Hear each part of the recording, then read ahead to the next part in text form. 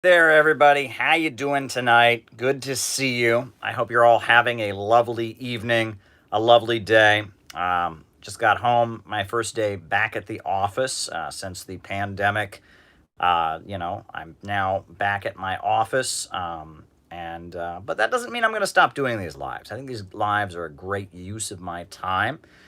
And I'm going to keep doing them, right? I mean, I might not do them as much, but I think I'm going to try to do them as much, right? Definitely on the weekends, but probably a couple weeknights we'll do this. I mean, I'm not going to be on here too long tonight. I'm not going to go, this ain't going to be turning into a big megathon tonight, but, why not do it? So, you know, uh, I held off on the patron stream. I see Longworn asking about it. I'm holding off for now. I actually am polling the patron members about when we should do our next patrons only stream. I want to do it at the right time. So, but yeah, I'm here, and I'm gonna update you all on a few things. And then from there, we will at that point do our roll call. And from there, we will answer your super chat questions, and then we'll be finished. So, if you haven't done so already, hit the like button. Be sure to hit the subscribe button. Be sure to hit the subscribe button because, and be sure to hit the notifications bell. A lot of people have been complaining lately about not getting the notifications. So to make sure you get the notifications, make sure you're always here when we're live. You want to be part of all of this. Be sure to hit the notifications bell. That's really, really important. And post this on Reddit, post this on your Facebook, bring more people along. The more the merrier. So let's do it. Let's jump right into it. Folks, I wanted to start out with something that actually happened tonight. So I told you that I'm back at the office now. Rode the subway home, right? And, I live in Brooklyn, work in Manhattan. So I got on the train, got on the subway. Something happened on the train happened to me that made my jaw drop, okay? It just really showed me how much this pandemic has changed New York City, okay? And it's not the number of homeless people I saw. I saw plenty of homeless people. I was on the train on my way home. Not going to say which train. I'm on my way home from Brooklyn. Sitting on the subway train. Not as many people as there usually are on the subways. It's not packed anymore, right? Barely any folks aren't going out. So I'm sitting on the subway. Woman walks up to me. Short woman. English is not her first language, clearly. Just walks right up to me in the middle of the subway. No, nothing. We didn't make eye contact, nothing. Sits down right next to me. I kid you not. Sits down right next to me and says, I'm hesitant to say it, but I'm just going to say it. She sits down next to me and she says, me come home with you tonight? And I'm like, what? And she says, me make you happy tonight? She's offering me prostitution. And I'm like, no, I'm fine. That's fine. And she walks to the other side of the evening. Never in my entire time in this city have I ever seen that, right? New York City, right? I mean, we've had some hard times. When I first moved to New York City, we were still in the middle of the Great Recession, as they called it. And so I would see people on the subways selling cigarettes, Lucy cigarettes. That was common, and that's illegal, right? But people are trying to get by, right? I would see that very frequently. People would walk onto the subway. Anyone want Lucy's? Lucy's, Lucy's. That happened all the time, right? And we know that there is, even though New York City is notoriously cracking down on sex work and all of that, we know that it goes on, right? I mean, they talk about, things happen in this city, right?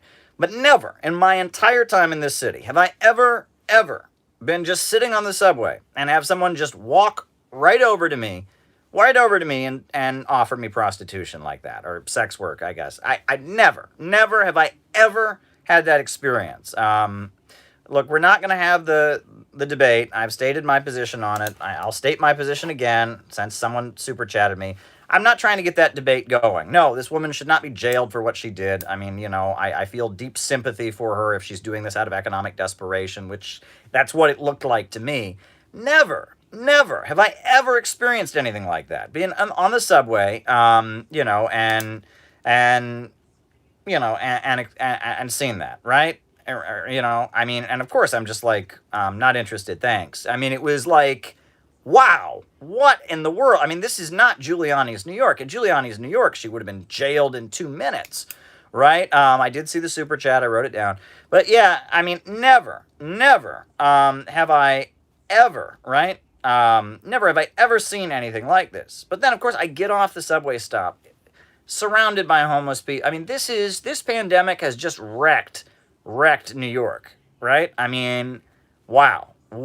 I mean, of all the things that I thought would happen on my subway ride home, I did not think that I'd be sitting there on the subway with my mask and, someone would walk up to me. That was bizarre. And so then, I come out of the subway and I it's late. And so instead of changing trains and going the last like 3 stops home, I got like a little like taxi or whatever, right? And they take me like, a few blocks, just whatever. It gets late.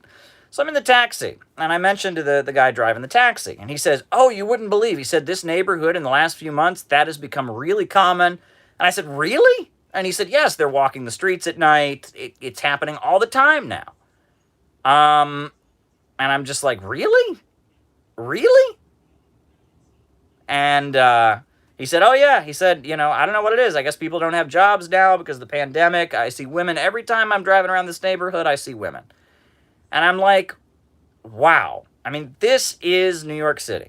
This is New York City, right? We've seen the surge in shootings. The shootings have been rising, right? There's been a surge in robberies. Crime is on the rise. And, I mean, this was something else. This was something else. I never in a million years, I mean, there's been times where I've been someplace and there's been, it's been possible something like that could have been going on. But, I mean, everyone in the train saw this. Like, there was no subtlety at all. She just sees, hey, there's a white guy sitting there. He's got a nice leather bag and, he's wearing a suit and tie. And, okay, I mean, let's see what I can... I mean, unbelievable. The whole, everyone on the train kind of looked over at her like, did she just... But she did. Unbelievable, right? That was something else. That was something else. Wow, that was not what I expected to happen on my ride on the way home, and that it's shocking to me, right? I mean, I mean, there's a lot of desperation out there. There's a lot of desperation out there now. A lot of desperation, and like unbelievable. I mean. Yeah, so I just wanted to talk about that experience because that, like, made me do a, what? Did that just happen? Well, I guess it did. So, for those of you who have not heard, New York City and several other cities have been declared by the Trump administration to be anarchist jurisdictions.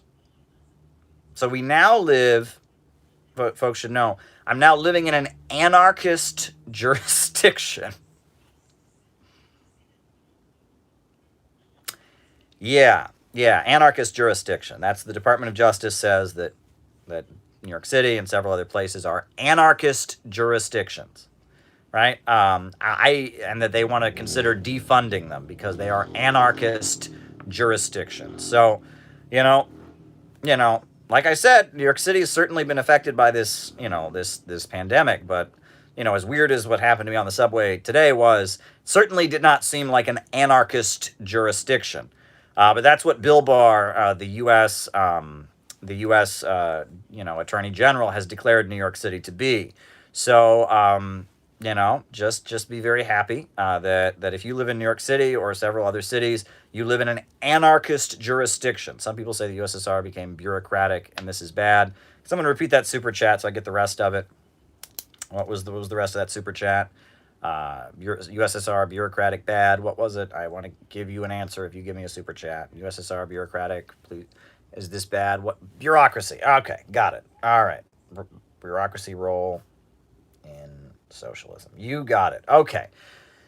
So yeah, another news item folks might want to be aware of is that the governor of Florida has proposed making it a felony in the state of Florida to participate in a disorderly assembly.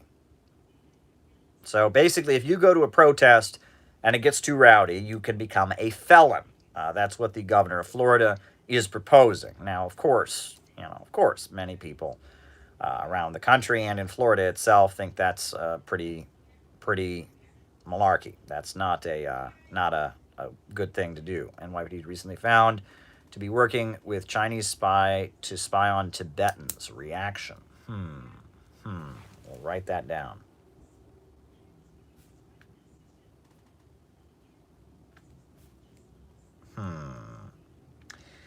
Alrighty. And what else? Julian Assange is facing just ongoing persecution with this trial.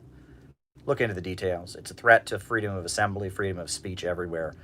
Right now, let's just talk a little bit frankly about the Julian Assange case. I just wanted to say this before I move on, okay? Now, a lot of people look at the Julian Assange case and say, well, he published classified information, right? Isn't that a crime? No. No, it is not. No, it is not. Right? It's a crime if you are a government official to leak classified information. If you have classified information and you turn it over, that's a crime. Right? And everyone agrees that that should be a crime, right? I mean, you can't, and unless you are doing it for a moral and ethical reason, unless you're like a whistleblower or something, people agree that you can't break the law, right? That yes, governments have to keep secrets sometimes. But Julian Assange is not a government official. Julian Assange and WikiLeaks published classified information that somebody else leaked. Okay? That's what they did. They published classified information that somebody else leaked. Now, in the past, there have been lots of cases about this. All right, 1993 crisis, Russia.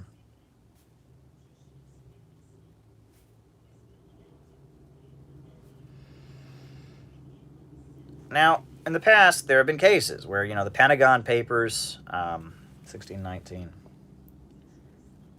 project.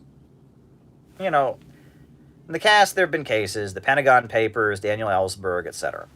And they've ruled that the leakers, people who leak classified information, can certainly be held accountable for doing that. But you can't be arrested for publishing classified information. That's a freedom of speech issue. And right now, Julian Assange is facing persecution because he published classified information. Now, the official extradition charge, they're trying to get him for trying to crack a code on a website or something. But we all know the reason they're going after Julian Assange, the real reason they've been going after Julian Assange, is because of the fact that he, with WikiLeaks, made public all kinds of classified information. Now, if they are successful in creating a precedent, a situation where journalists and reporters can be jailed for publishing information that someone else gave them that happens to be classified, that could create a situation that's very, very dangerous, right? So it's one thing, that people who work for the government, they can't reveal classified information. That's one thing. But it's something else that if somebody gives you some information is a totally different situation.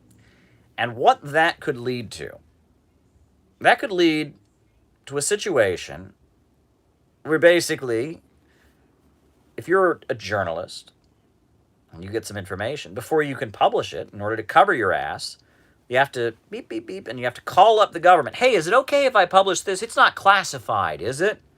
Oh, geez, it is now. I mean, come on. You can't have that. You can't have that. You can't jail publishers for publishing something that someone else gave them. You can't do that. But that is what's happening in effect right now. They are going after Julian Assange to try and create a situation where people are afraid to publish information that could potentially be classified. You don't know, as a journalist, if what information you're provided is classified or not. You don't know. You don't know. Right? And that's why everybody who believes in freedom of speech, who believes in freedom of the press, should be watching very closely the Julian Assange case. Just so happens the U.S. mainstream media doesn't really believe in freedom of speech and doesn't really believe in freedom of the press. You'll notice they were silent during the pressure being placed on RT. Gold back. You'll notice that, that They're silent on a number of key cases, right? That U.S. media, tends to do what the U.S. government apparatus and the U.S. corporate apparatus want. Now, there's a big fight within the ruling class right now. They're going to take sides in that fight. But for the most part, U.S. media is a wing of the Pentagon. It's a wing of the U.S. government apparatus. The corporations, the government, the media all kind of march in lockstep. And that's why, you would think Wolf Blitzer would be all over this case, right? I mean, is he even around anymore, Wolf Blitzer? I don't know why I said Wolf Blitzer there, right? You would think Anderson Cooper would be all over this case, all over it every night. But he's not. He's not, because, Anderson Cooper, he's not worried. He's not worried about this, and it really, really reveals U.S. media. Really reveals U.S. media. So there you go. Now, UN General Assembly is happening, right? Tomorrow, some big speeches are expected Tuesday. And, of course, everyone's got their eye on USA versus Iran. The USA, the Trump administration, is at this point trying to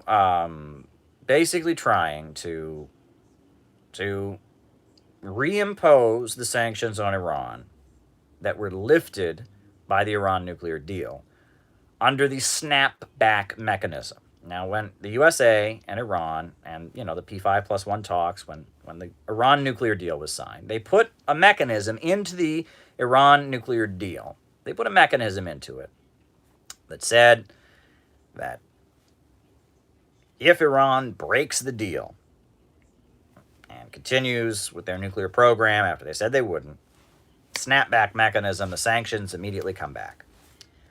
Well, Iran did not break the deal.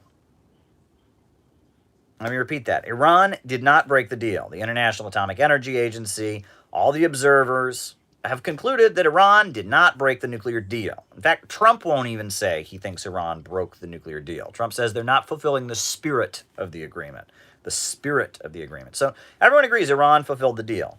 That doesn't matter. The United States has announced it is snapbacking the sanctions. Now, the entire purpose of the snapback mechanism in the deal was so that if Iran broke the deal, the sanctions snap back. Now the United States is saying, the United States, we broke the deal, and so since the deal's off, we can still snap back the mechanisms. Now, Britain ain't buying it. France ain't buying it.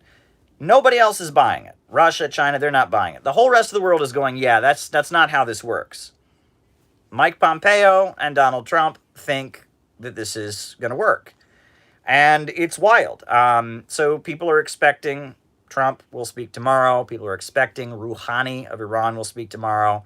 It'll all be remote. It's not going to be actually at the building, right? Because this year, pandemic, But we're also going to hear from the Russian president tomorrow. The Chinese leader, President Xi, will be speaking tomorrow. Erdogan should be speaking tomorrow. A lot of big names speaking tomorrow at the UN General Assembly, the Cuban president.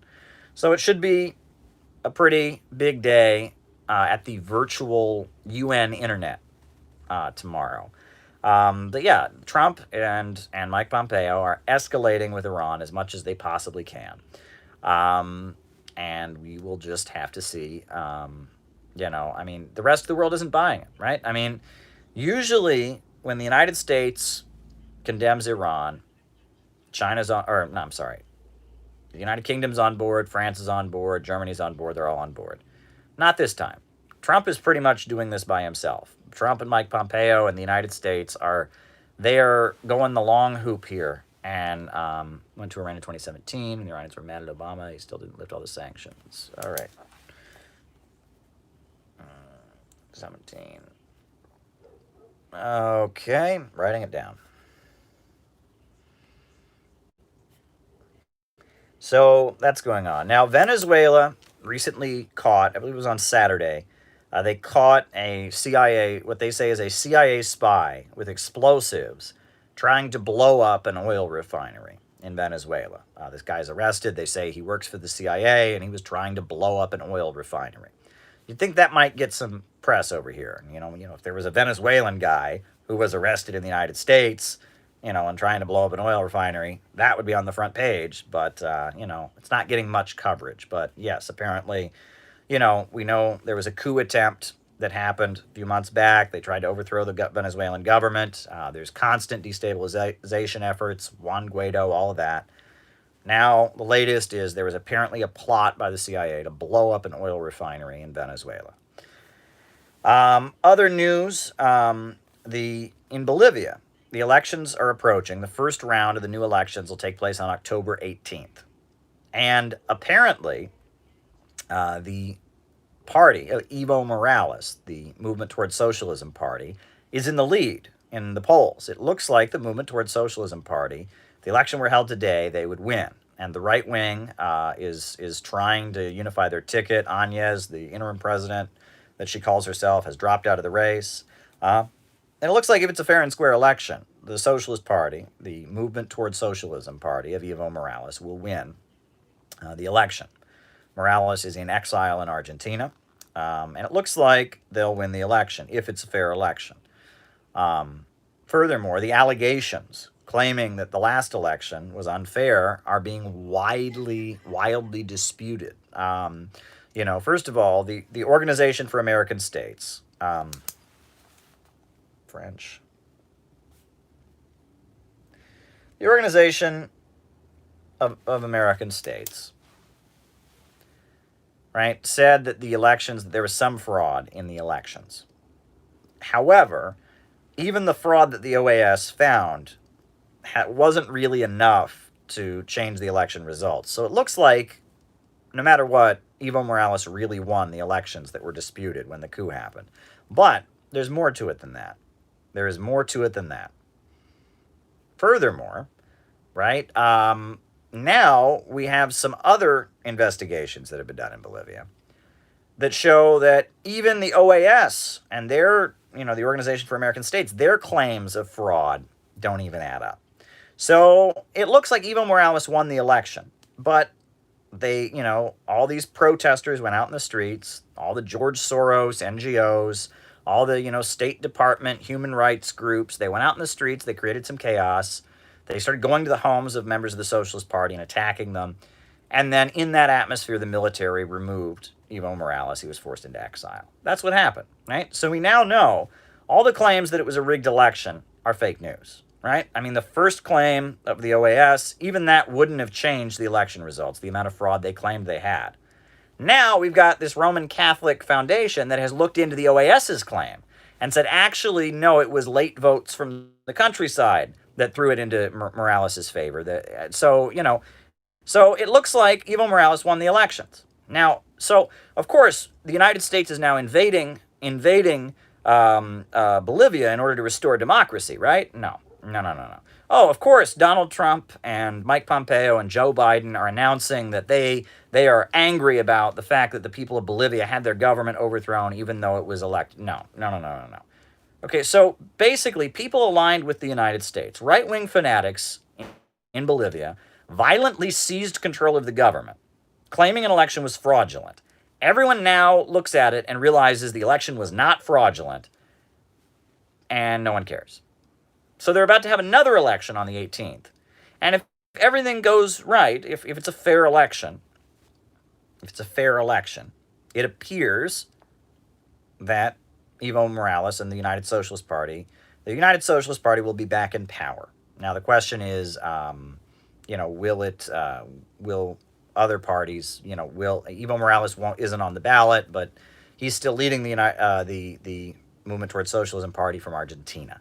So we'll see what happens October 18th. But there's a lot of right-wing violence going on in Bolivia right now. And no one points out that prior to this pandemic, Bolivia had the highest rate of GDP growth in all of South America, right? Their socialist state central planning, especially in the last couple years, had some really big accomplishments. They were beginning to utilize their mineral resources in cooperation with China, and that the socialist government of Bolivia had the highest rate of GDP growth of all of South America in 2018 and 2019. Huge amounts of economic growth. Evo Morales paved the roads all throughout the countryside of Bolivia. Evo Morales wiped out illiteracy in Bolivia. Evo Morales has raised millions of people out of poverty. He provided health care to the whole population with Cuban doctors. Huge achievements were done in Bolivia with socialism. I mean, it was massive, and it had the highest rate of growth. And the vice president of Bolivia gave many interviews explaining why they had such a high GDP growth rate. And they said it's easy. It's because the major centers of economic power, the natural resources, the major means of production are controlled by the state. They had a state centrally planned economy in Bolivia. The movement towards socialism, and it built 21st century socialism, and it was very successful. And many people were raised out of poverty, and GDP growth was expanding. And China, the state centrally planned economy of China, began cooperating with them, and their mineral sector began to flourish, and things were going very, very well in Bolivia. Whenever Venezuela has problems, they announce, oh, socialism doesn't work, see, it never works. And Bolivia was having all these achievements. Oh, we don't talk about that. We ignore it. I mean, it frustrates me greatly. But, it was working. Things were going quite well. So the United States went in and toppled the government, right, with this, Janine Áñez. And there's still a lot of right-wing paramilitary groups that are very violent and extreme that are operating in the country. And I don't know if they're going to have a fair election on the 18th, right? I don't know if Bolivia will have a fair election. Apparently, these right-wing paramilitary groups are all over the country. People fear that Bolivia could be on the brink of civil war. So we'll have to see. So that was kind of my news roundup. I wanted to conclude with just one more thing. Just one more little thing. So the weekend review of the Wall Street Journal came out. And this was the cover of the weekend review. What the old establishment can teach the new elite, new tech elite. This is an article. And you know how, I've talked about here on many times about how, the Wall Street Journal and other media outlets catch up with me? Right? Folks, let me read you this, right? The new establishment of Wall Street and the City of London, and the new establishment of Silicon Valley, have precious little to do with Washington or Whitehall. As today's elite see it, the best thing that government can do is get out of the way of really talented people. The article goes on. It's comparing. It's talking about how, England's history and World War I, a lot of very wealthy, powerful British people fought in it, but not anymore, right? It goes on to say that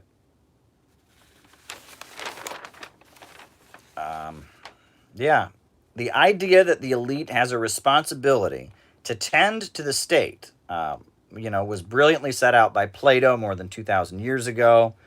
It talks about Plato's Republic and all of this. And it says that basically it's bemoaning the idea that basically the elite in the United States right now, the Wall Street and Silicon Valley elite, they have no connection to the government of the United States. That's basically what they're complaining about. I mean, if you read the article, right? You read the article, they're going on and on about how the Wall Street and Silicon Valley folks, they have no loyalty to the country.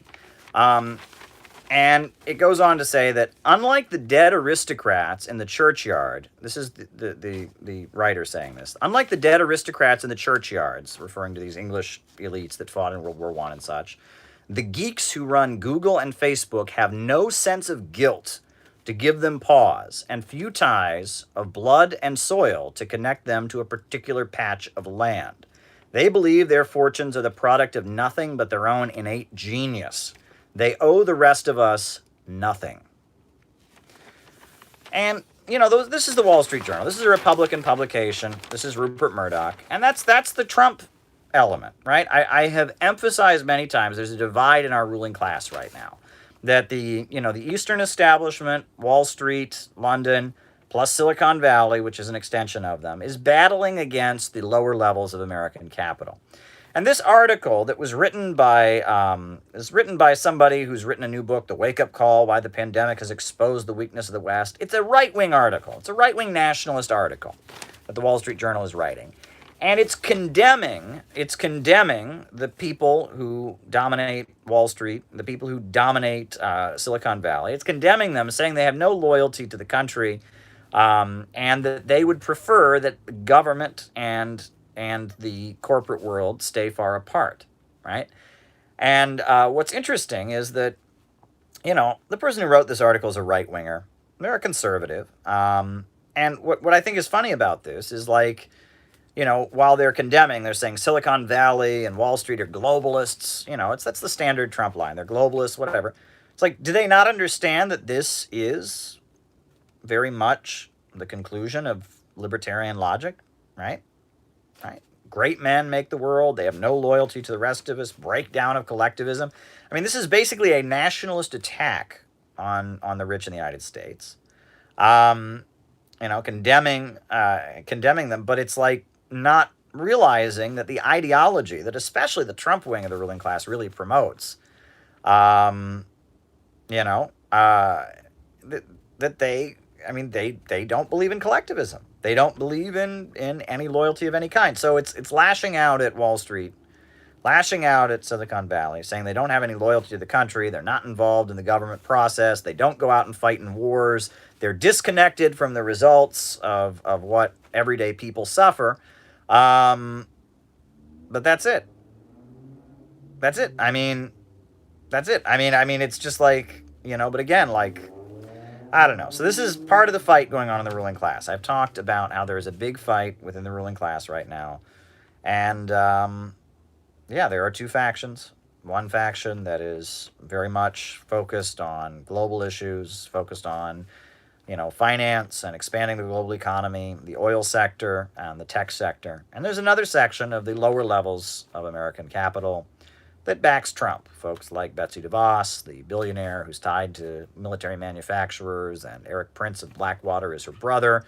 You've got the faction, Hobby Lobby, for example. Great, Trump supporters. And there's a divide in the ruling class right now. There's a fight between the ultra-rich, who have a managerial perspective, and the lower levels of capital that have an entrepreneurial perspective. And yes, he used the phrase blood and soil, right, which people might argue is a dog whistle. And this is the Wall Street Journal, right?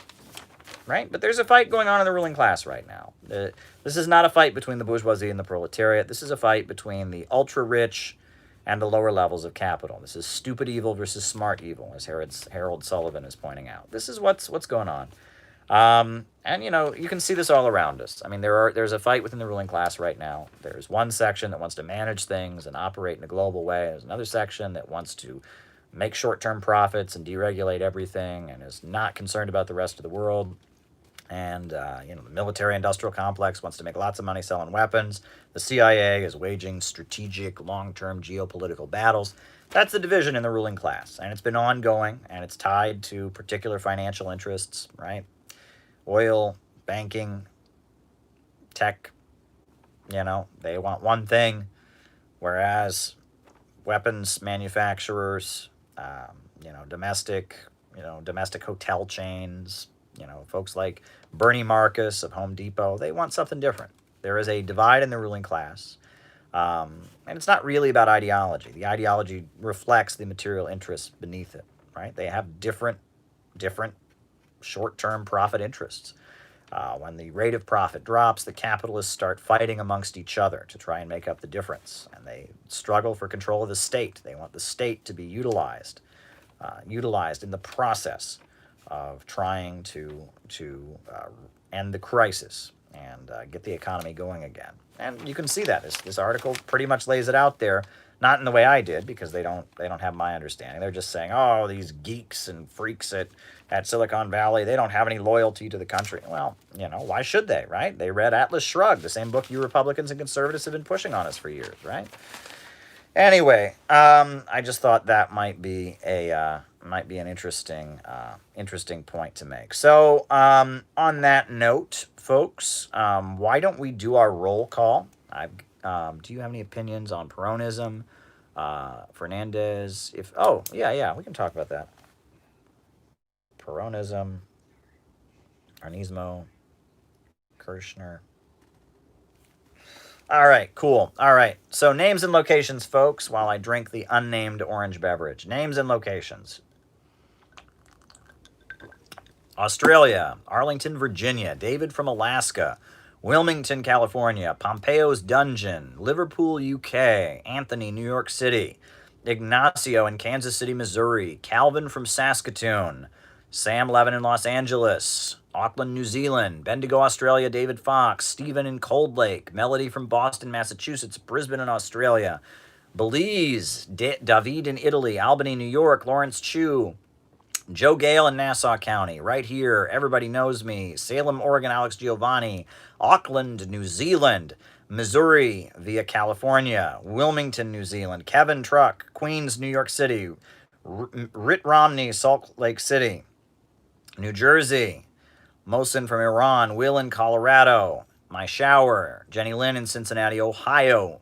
Sydney, Australia. Bayonne, New Jersey. Sam from Cleveland, Charlie, Glasgow, Scotland, Itzel in Las Vegas, Sage, Albany, New York, Belize, Mississippi, JT24, Logan in Utah, Merrill and Stephen, Darwin, Australia, Logan in Texas, Tommy from the Bronx, Four Corners, USA, Northern Cali, wow. If I missed you, just put it in again. Mo in Pomona, California, Pirate Alex in Cleveland, Melbourne, Australia, 4:06 in a.m. in Leipzig, Germany. Sam in Cleveland, Ohio. Very good, very good. Names and locations. Albuquerque, New Mexico. Christian. Sasha from Thailand. Very good. Los Angeles, the Netherlands. Joanne. Salt Lake City. I am Sedan. Travis from Palm Beach. Nate from Sydney. Long Island, Char Char Darling. Vallejo, California. Dante from SoCal. Madrid. Anybody else? Pierre from Los Angeles.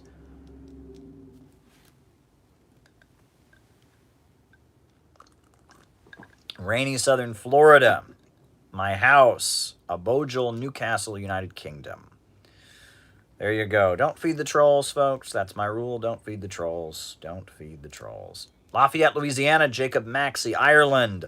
Long Island, New York. Will Lots. Welcome. Alrighty. All right, we know folks out in California are still dealing with those fires. My heart goes out to you. LaBulk, Texas.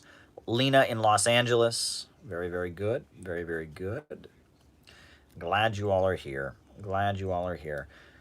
Short Island, New York. Cybertron. I'm not sure where that is. Baltimore, Maryland. Misha K.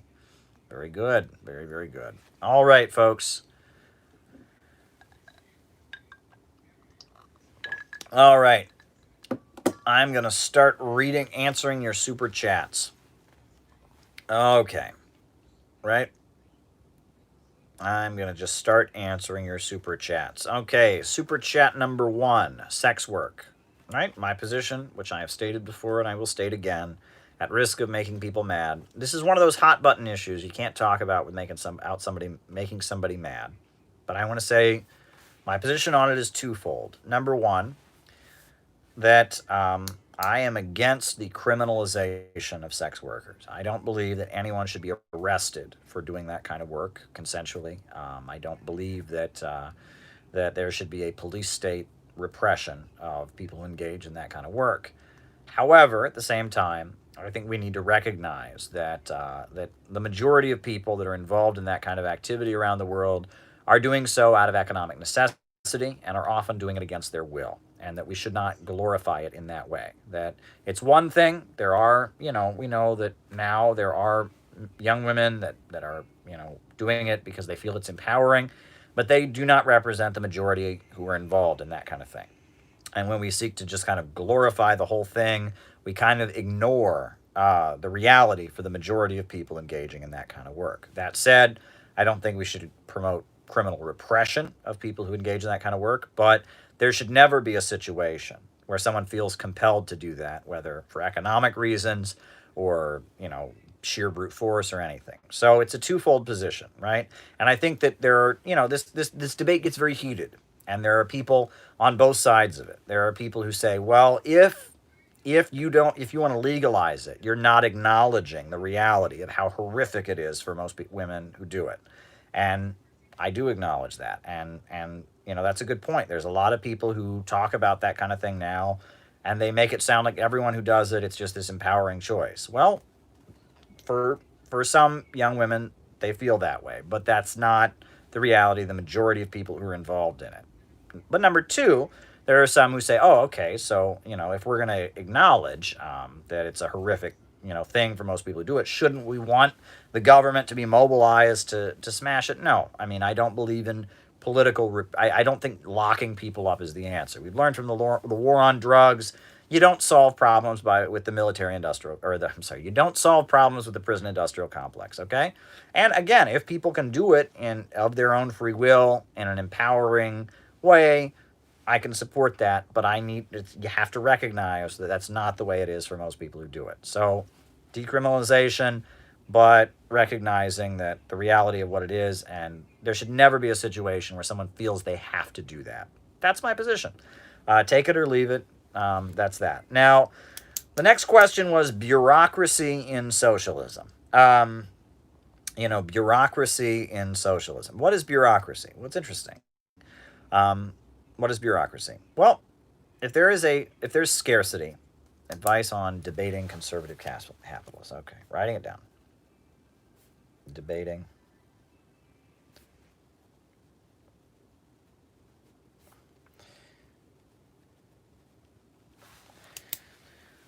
Bureaucracy is basically this.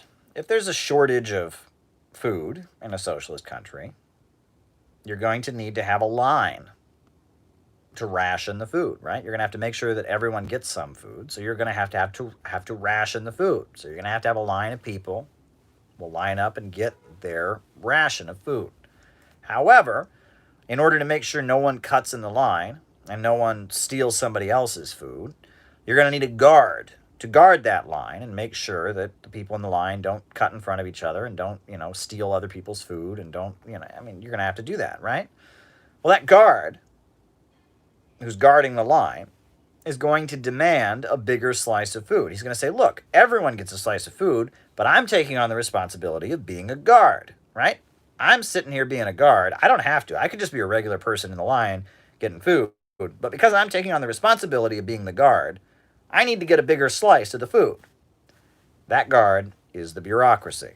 And in socialist countries, at this moment, socialism is based on, scarcity, right? I mean, the countries around the world that have adopted a socialist mode of production have not even had full capitalism yet. They've been largely feudal countries. And they have, ask a conservative voter. Okay. All right.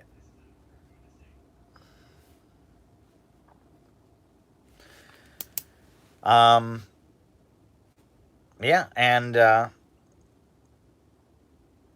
that's what bureaucracy is. And as long as socialism is based on scarcity, as long as socialist countries are developing up from nothing, and have a very low amount, they're going to have a very high amount of bureaucracy. Bureaucracy and authoritarianism in socialist countries is rooted in scarcity. But as necessity increases, bureaucracy should eventually decrease, right? And the ultimate goal of socialism is a world with so much material abundance, so much stuff that scarcity of all kinds is eradicated, that there's so much abundance that the ultimate vision is perhaps thousands of years from now, the state itself can fade away. We could have a world with no real coercion. People can just kind of do what they feel like doing, technology increasing so much, etc. That's the ultimate goal of a stateless, classless world. But as long as there is a scarcity, if you have a planned economy, you're going to need at that point. All right. TSL differences. Yeah, you're going to need at that point. You're going to need to have some kind of bureaucracy to regulate who gets what stuff, to coordinate a military defense.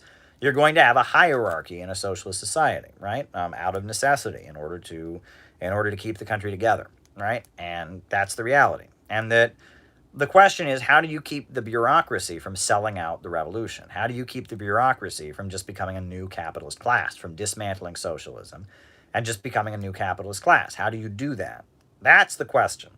Now, Stalin, developed the secret police. And there was kind of, that's largely what the 1930s, the role of the Cheka, and the GPU, or whatever you want to call it, GPU, or whatever you call it. Their role was to make sure there was no counter-revolutionaries among the bureaucracy. Most of the people who got persecuted or whatever in the purges and all of that weren't average people. It wasn't, average people that were caught up in it, for the most part. I mean, there were some, but it was mainly government people, bureaucrats. They wanted to make sure that bureaucrats were loyal to the party. Mao's cultural revolution, the proletarian cultural revolution, was a mobilization of the country, of the population, to go after and control the bureaucracy, and in some cases violently overthrow the bureaucracy, right? That's what the cultural revolution was. The idea was that the Communist Party, they argued, was filled with quote unquote capitalist roaders, so it was necessary to bombard the headquarters. I don't even know what that is. I can't answer that one. But that was the idea, right? Was we're going to mobilize the population. We're going to have the Red Guards. We're going to have these protests, and we're just going to be on top of the bureaucracy to force the bureaucracy to be loyal to the revolution. And I think that largely what we've learned from the 20th century is that the opposite approach, that instead of trying to control the bureaucracy with a police state, or trying to control the bureaucracy with, constant chaos in the streets and, continuous revolution as Mao did, that what's necessary is you need to have a market sector.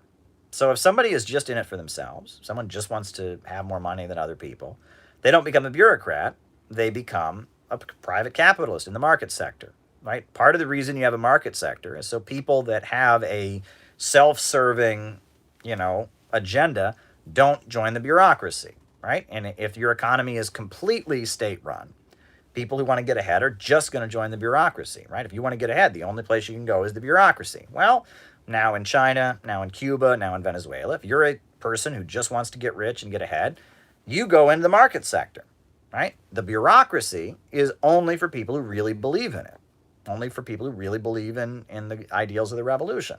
And I think, that was the Apollo program, a successful example of socialism, publicly owned. All right, we'll talk about that. Apollo program. Okay. And that's I think what is necessary. I think that you need to have a market sector so that people don't get trapped in the bureaucracy, and people that are just kind of entrepreneurial, wanting to get ahead, go to the private sector, and that the bureaucracy is reserved for people that really believe in it. And if you can maintain the bureaucracy and the population, the mobilized population, controlling the market sector is subordinated to the state, you can maintain socialism. The difference between capitalism and socialism is not the government owns everything in socialism. If that were the case, Saudi Arabia would be socialist. If that were the case, many countries, Singapore would be socialist. Socialism is about property relations. It's why do the means of production function? Are the banks, factories, and industries functioning to make profits for private owners who own them? Or are the banks, factories, and industries functioning according to a state central plan, or production upon a predetermined plan, as Frederick Engels put it? That's the difference. That is the real difference between capitalism and socialism. All right. Private, better, with space. All right. That's the difference. Yezhov,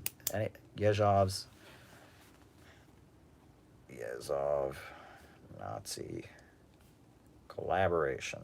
All righty. Okay, that's the difference. Yeah, I mean, at the end of the day, there you go. All right, so since we're getting a lot of super chats, not all of them I can spend this long on. All right, someone had an allegation claiming that the New York City Police Department was working with China to spy on Tibetans. That wouldn't really make much sense to me, because right now Tibet is very, very stable. Right now, until the pandemic, tourism in Tibet was booming. The Chinese government was building monasteries. There's been, huge amounts of poverty alleviation. And people in Tibet who lived for generations in rural villages are now living in houses with electricity and running water. And there hasn't been instability in Tibet very much lately. The Tibetan population overwhelmingly seems quite happy. The Chinese Communist Party is bending over backwards to promote Tibetan Buddhism, not simply, to appease the population, but because, tourists go to China just to go to Tibet. So, they're alleging that something went on with the NYPD. I don't know anything about that. I haven't seen that. I will definitely research it after this. But it would be very odd that would be going on because right now there's not a lot of instability in Tibet. It's just not. I mean, there's been so much poverty alleviation there, so much development, so much funding of the Tibetan Buddhist monasteries that the Tibetan population largely is quite happy with things right now. There was the Tibet Civil War. Do you agree with Shank? Okay. HRC for Supreme Court. All right.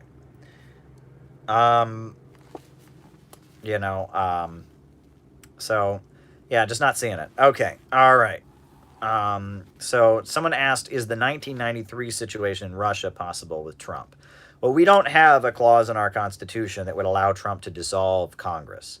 In 1993 in Russia, you'll remember that the Soviet Union fell, and after the fall of the Soviet Union, they elected a parliament, a Duma. It was called the Duma in Russia. They elected a Duma that was anti-austerity, right? That opposed what Yeltsin was doing. Yeltsin was, looting the country, allowing American companies to go in and rip the place apart. Jeffrey Sachs and the IMF and the World Bank were just destroying Russia economically. Mass unemployment.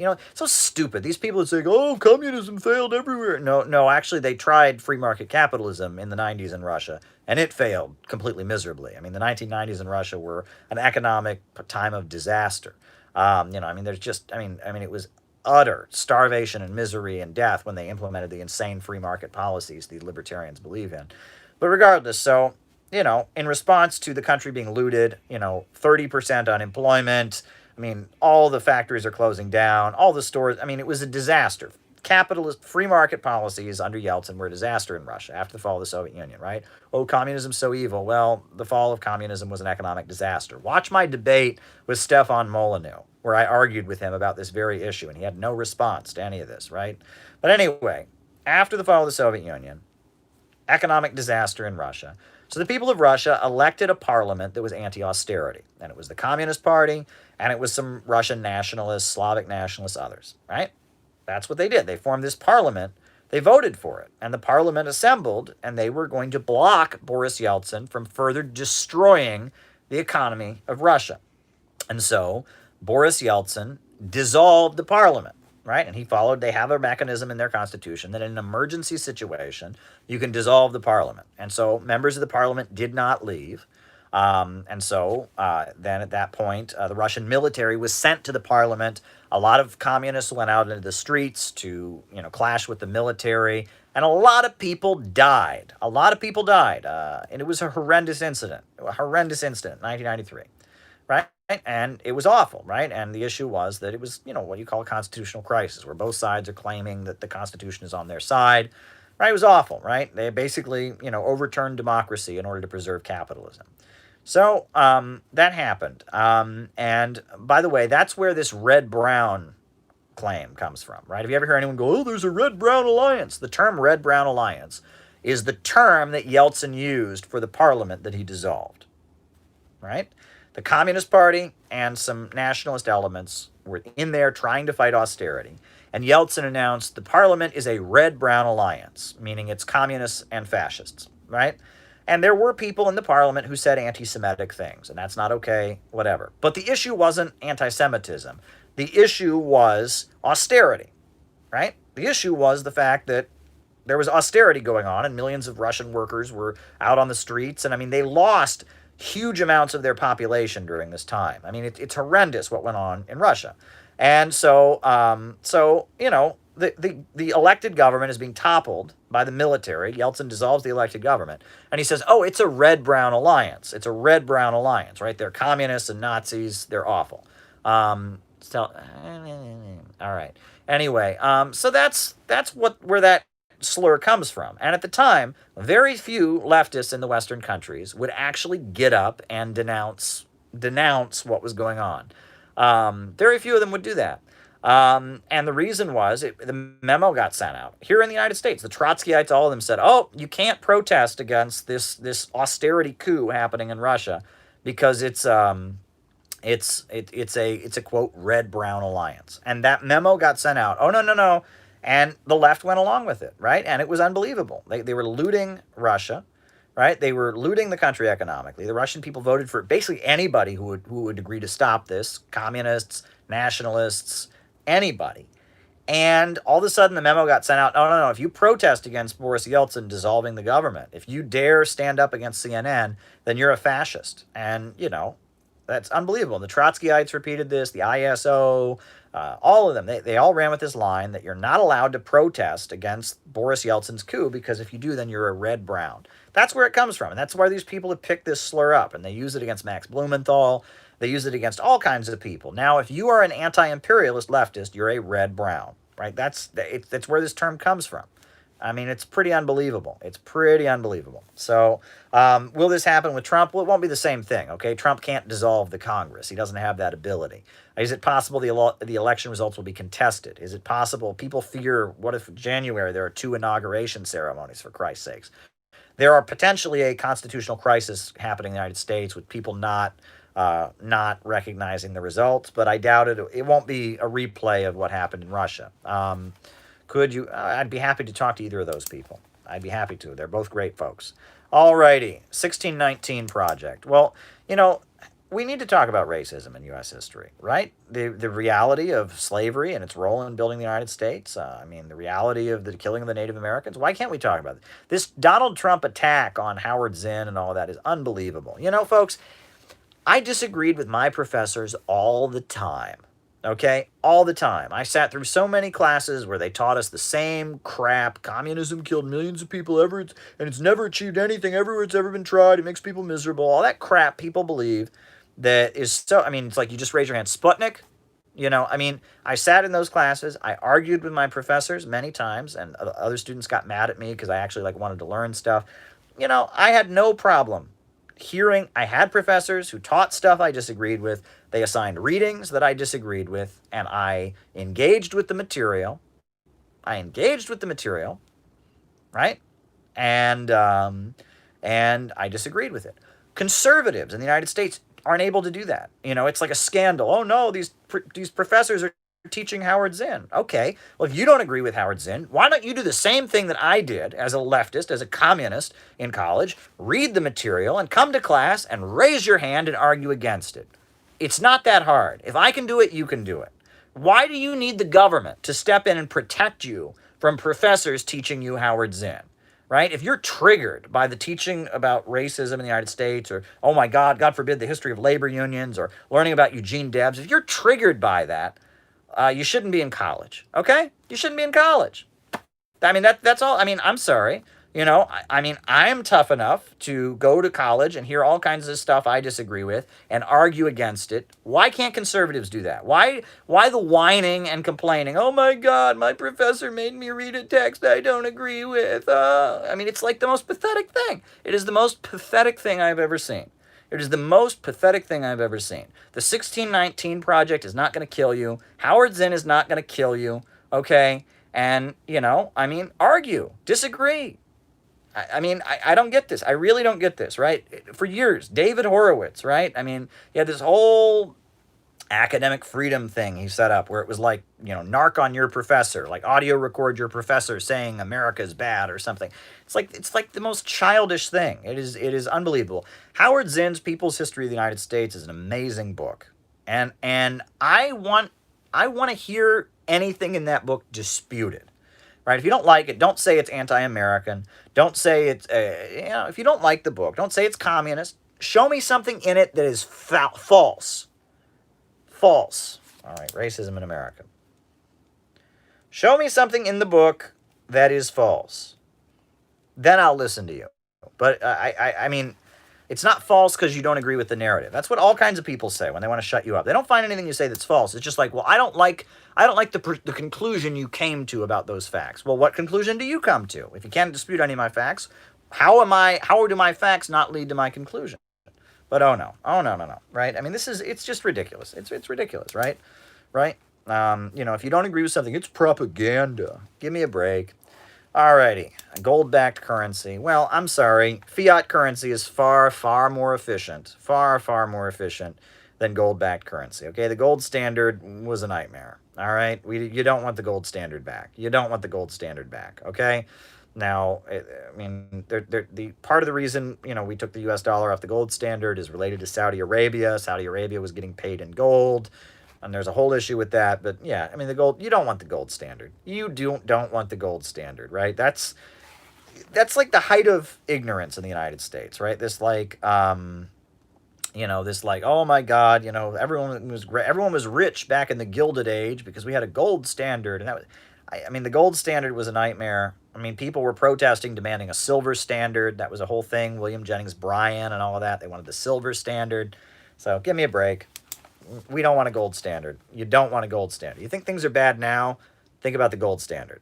Not good, right? Not good. I think we need a state-run bank. We need a national bank. We don't need a Federal Reserve, right? A private corporation that prints our money and loans. And no, we need an actual state-run bank. We need a government bank, and that government bank should have a monopoly on the lending of money. People should get credit cards from the government, right? People should get business loans from the government. People's mortgages should be from the government. I want a government monopoly on banking. That's part of the 4 points that I've said would lead to socialism in the United States. State-run banking, right? A government monopoly on the lending of money at interest. If you want to give your friend a loan and he pays it back to you, fine. But if you're going to make money from it, if you're going to make a profit from it, it should be state-run, right? That's my opinion. All right. French in Algeria. Horrendous occupation. It was like the Vietnam of France, right? And the people of Algeria resisted. War of attrition. There's a movie, The Battle of Algiers, you can watch about it. It was big. It was influential on a lot of anti-imperialist thinkers like Frantz Fanon and others. It was an anti-colonial struggle that kind of influenced French intellectuals. It kind of like spurned the development of anti-imperialism in France. And the people of Algeria fought for their independence. A long, hard, fight for independence among a Muslim people in North Africa. Yeah, I mean, yeah. There you go. What are my opinions on Peronismo and the Kirchners? Well, Peronismo is very complicated, right? There's right Peronists and there are left Peronists. I'll never forget. I was in Ecuador in 2013 at the World Festival of Youth and Students, the global communist youth gathering. First one I'd ever been to. And there was a table, a literature table, and a tent that was set up. And it had a painting at the top of it, like a banner. And the banner had Hugo Chavez painted. Obviously, this never happened because they never met. It was not a photo. It was a painting. Hugo Chavez holding hands with Juan Perón. And so I went up to the literature table, and I talked to them, and they spoke a little bit of English, right? My Spanish isn't too good. And I said to them, like, what's the name of your organization? And they said, we're the Young Peronists of Argentina. I said, oh, okay. I said, wasn't Perón a fascist? Right? Because that's what I'd always been told, right? Juan Perón praised Mussolini and such. And they said, no. They said, Juan Perón was the most true communist in all of Argentina's history. I said, really? And they had pictures of Juan Perón holding hands with Hugo Chavez. I talked to them. They are left Peronists, right? If you're an Argentine anti-imperialist, you usually invoke Peronism to some degree or other, right? Just like, they have Bolivarianism in most of South America, right? Simón Bolívar, right? There are right-wingers who invoke Simón Bolívar, and there are also left-wingers, right? Just like in this country. Oh, wait, I forgot. The synthetic left says we're not allowed to be proud of anything in the history of this country. We just burn American flags. Okay, so not like in this country, but in like every other country where communists are actually intelligent, you find like a hero who played a role in your country's history, a progressive role, and you build them up, right? That's what communists do everywhere except the United States. So in Argentina, right, Juan Perón, is an anti-imperialist leader, not a communist, but an anti-imperialist, kind of anti-capitalist, kind of a populist. He had a mixed role, not good to Native Americans, but, in terms of fighting for the working class, supporting labor unions, etc., he played a pretty good role. he was a progressive. He was an anti-imperialist. And that's Juan Perón. Now, in Argentina today, the Kirchners and the current president are left Peronists. They admire Hugo Chavez. They admire Bolivarianism, but they make clear that they're Peronists. They're Peronistas. They're followers of Juan Perón. Juan Perón is considered to be like the father of modern Argentina. And again, not a communist, but some weird stuff. When Che Guevara was killed, for example, the Communist Party of Argentina called Che Guevara a left adventurist and condemned him. But Juan Perón said that Che Guevara was the greatest Argentine who'd ever lived. Juan Perón also said that the greatest Peronist in all of Latin America was Fidel Castro. Right? And Peronism it's populist, it's anti-imperialist, it's got right-wing stuff, it's got left-wing stuff. Perón, he believed that what he called the international synarchy was out to get him. It was some kind of conspiracy that involved the Freemasons and the Vatican, and they were out to get him or something. I don't know enough about Peronism. I may interview my good friend Dakota Lilly very soon, because he is an expert on Peronism. He actually wrote his college thesis on Peronism. So I'm actually planning to do an interview with him specifically about the issue of Peronism, because it's complicated. There are right-wing Peronists, there are left Peronists, so it's complicated. But yeah, I have a positive view of the Kirchners. I think they've played a progressive role in the history of the country. I think the current administration is way better than the free market one that wrecked the place that was there before. So yeah, that's my opinion. All right. Advice in debating conservative capitalists. Well, I think the first thing is that, the argument that conservative capitalists make. See, the problem in the United States that I noticed for the right, let me back up. Okay, the first thing you need to do is not be a liberal. Not be a liberal. People hate liberals for very good reasons. Liberals are obnoxious. Liberals don't believe in having sophisticated arguments. Bitcoin, I see it. They don't believe in having sophisticated arguments. Right? They believe in solving things with slogans. They believe that if they just shout racist at somebody, they've won the argument. Liberals are obnoxious. And if you are going to talk to a conservative, don't sound like a liberal, right? And that Fox News pumps hatred for liberals all day long. So don't sound like a liberal, right? Draw on your Marxism if you're going to debate a conservative. That's my first thing. Second thing is, actually, take the hard road, right? Don't, when they say communism failed everywhere it's ever been tried, don't let them get away with that. Ask them who the first people in outer space were. Ask them who made Russia into an industrial superpower. Ask them what political party is ruling China. And when they say, oh, that's because China's capitalist, that's why it's so rich, and point out to them that China has a huge state sector and 5-year plans and government-run banks and industries, and China's got way, way more government control than the United States does. Don't let them liberal versus neoliberal. All right, that's an important thing. Liberal versus neoliberal, right? And don't let the big lies get refuted. Afghanistan's, Syria. I don't know about the first one, but I know about the Communist Party, Bakdash in Syria. So, okay. Right. Alrighty. So, okay. Yeah, that's my advice. There you go. Okay. All right. What would I ask a conservative voter? I would say, what good has come out of the Trump presidency? That's what I would ask them. I'd be curious to hear what they said. What benefit has the country had because of the Trump presidency? Not, Hillary would have been worse. I would just ask them, what have we gained from the Trump presidency? See what they say. I'm not at the point that I'm convinced Joe Biden is better than Trump, but I could be convinced of that, right? Trump is pretty awful. Look out in the streets, folks. It's pretty awful, right? Things are not going well in the country, but I'm afraid of Joe Biden. Honestly, Joe Biden scares me in a lot of ways, so I'm not convinced, but, I could be convinced. Now, somebody asked me my differences with PSL, and I am not going to answer that tonight because I've answered it on many lives before, and right now I'm instead going to say something else about PSL. There are a number of PSL activists in Colorado who have been arrested and are facing felony charges right now for their role in organizing some police brutality demonstrations. And folks, I don't care if these people are anarchists. I don't care if they're Trotskyites. They're in the PSL, but they could be Maoists. They could be Hojists. They could be anarcho-liberals. They could be social democrats. If they come for one of us, they come for all of us, right? PSL is not responsible for the unrest that's happened to these protests. Okay, I can just guarantee you that. The PSL is not sitting there in a cabal saying, how do we make looting happen? Okay? So they have grabbed these, 3 organizers are still in jail. Some others are facing charges in Colorado.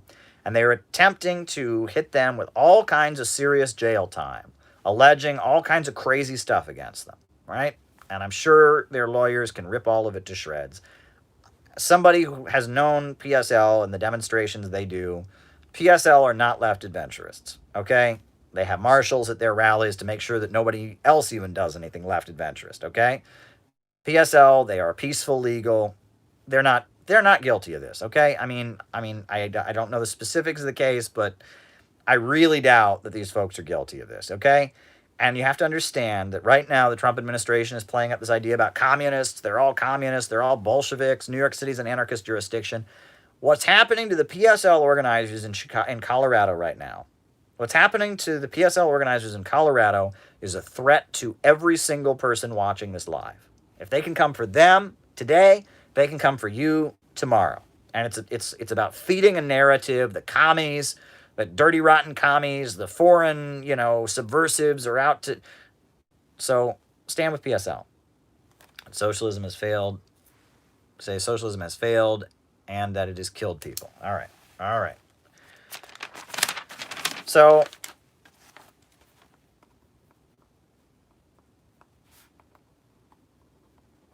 and killed people. All right. So, you got to stand, drop the charges, hands off of them. I don't agree with PSL. They don't agree with me, but it doesn't matter. It's not relevant at this time. They shouldn't be facing those charges. When the FBI raided the homes of the Freedom Road Socialist Organization, I had the same position. They come for one of us, they have to deal with all of us. All of us should be doing everything we can right now to make sure that they don't jail these PSL organizers, right? Organizing protests against police brutality is not a crime.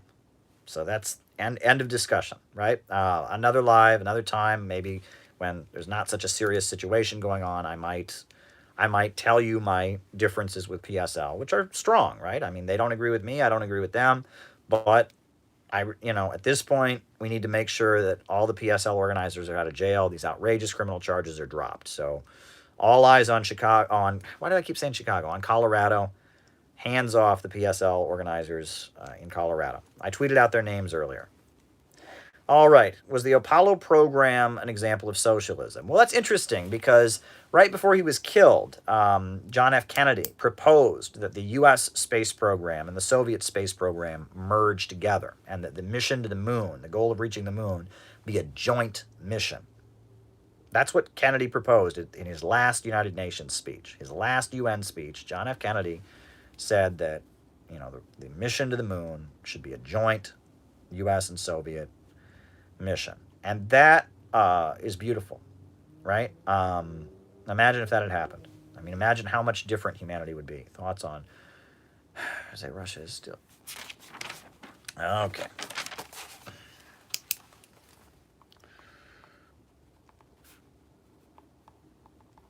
Okay. All right.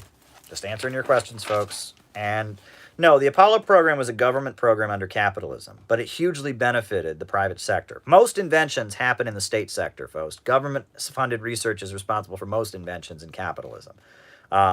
People make it sound like capitalism is great because it makes people invent things. Well, no, and the space program, because it involved so much scientific research and such, it actually really benefited the private sector. But it was a state program under capitalism, right? The military is not socialist. The post office is not socialist. The Apollo program was not socialist. But imagine how much different things would be if Kennedy had gotten his way and the Soviet space program and the U.S. space program had combined. That would be amazing. Alrighty. All right. Is the private sector better with space? Well, the private sector didn't invent space travel, right? All the breakthroughs that made space travel possible were done in the state sector, in the Soviet Union and in the United States. Now the private sector has, created commercial space on that basis, right? If the government invents a new technology and then you develop it privately, that doesn't make you responsible for it.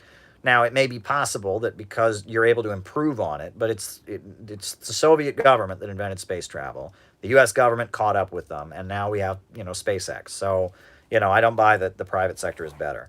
Yezhov Nazi collaboration. I am agnostic about most of the stuff related to the Great Terror. Okay, I don't know enough about it. Right, I really don't. There's all kinds of stuff. It was an awful time. Right, Yezhov is responsible for a lot of innocent people going to gulags and going to prison and suffering, and a lot of people that did nothing wrong, nothing in violation of Soviet society, ended up in gulags and prisons because of Yezhov. Now, some people say that Yezhov was collaborating with the Nazis. I don't know enough about it. Okay, some people say that Yezhov was acting on Stalin's orders. Now we know Stalin eventually executed Yezhov and charged him with being a Nazi collaborator. Is that true? I don't know. I don't know. My support for socialism is not based on Stalin never having done anything wrong, because I'm not interested in defending personalities, right? My support for socialism is based on the fact that socialism took a country that was deeply impoverished, like the Soviet Union, like Russia, made it a global industrial superpower and raised millions of people from poverty. And then it did it again. China was also deeply impoverished, and it became a global industrial superpower with socialism. Socialism made an island called Cuba known all over the world for its medical volunteers, having huge achievements, right?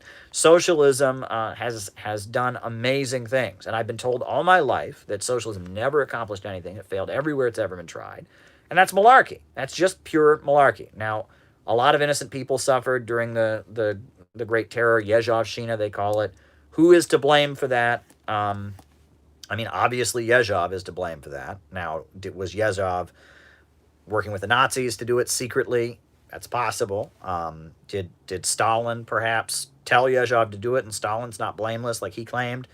It's possible. Did Yezhov act all on his own without any Nazis or any communists or any Stalin telling him what to do? That's possible. I don't know. And my support for socialism isn't based on defending Stalin's personality or saying Stalin did nothing wrong. My support for socialism isn't based on trying to deny that a lot of people suffered during the Great Terror, because a lot of very innocent people suffered during the Great Terror. That happened. That's a fact. So trying to deny that is foolish. My support for socialism is based on the fact that it had real solid achievements that those of us who want to get beyond capitalism can learn from.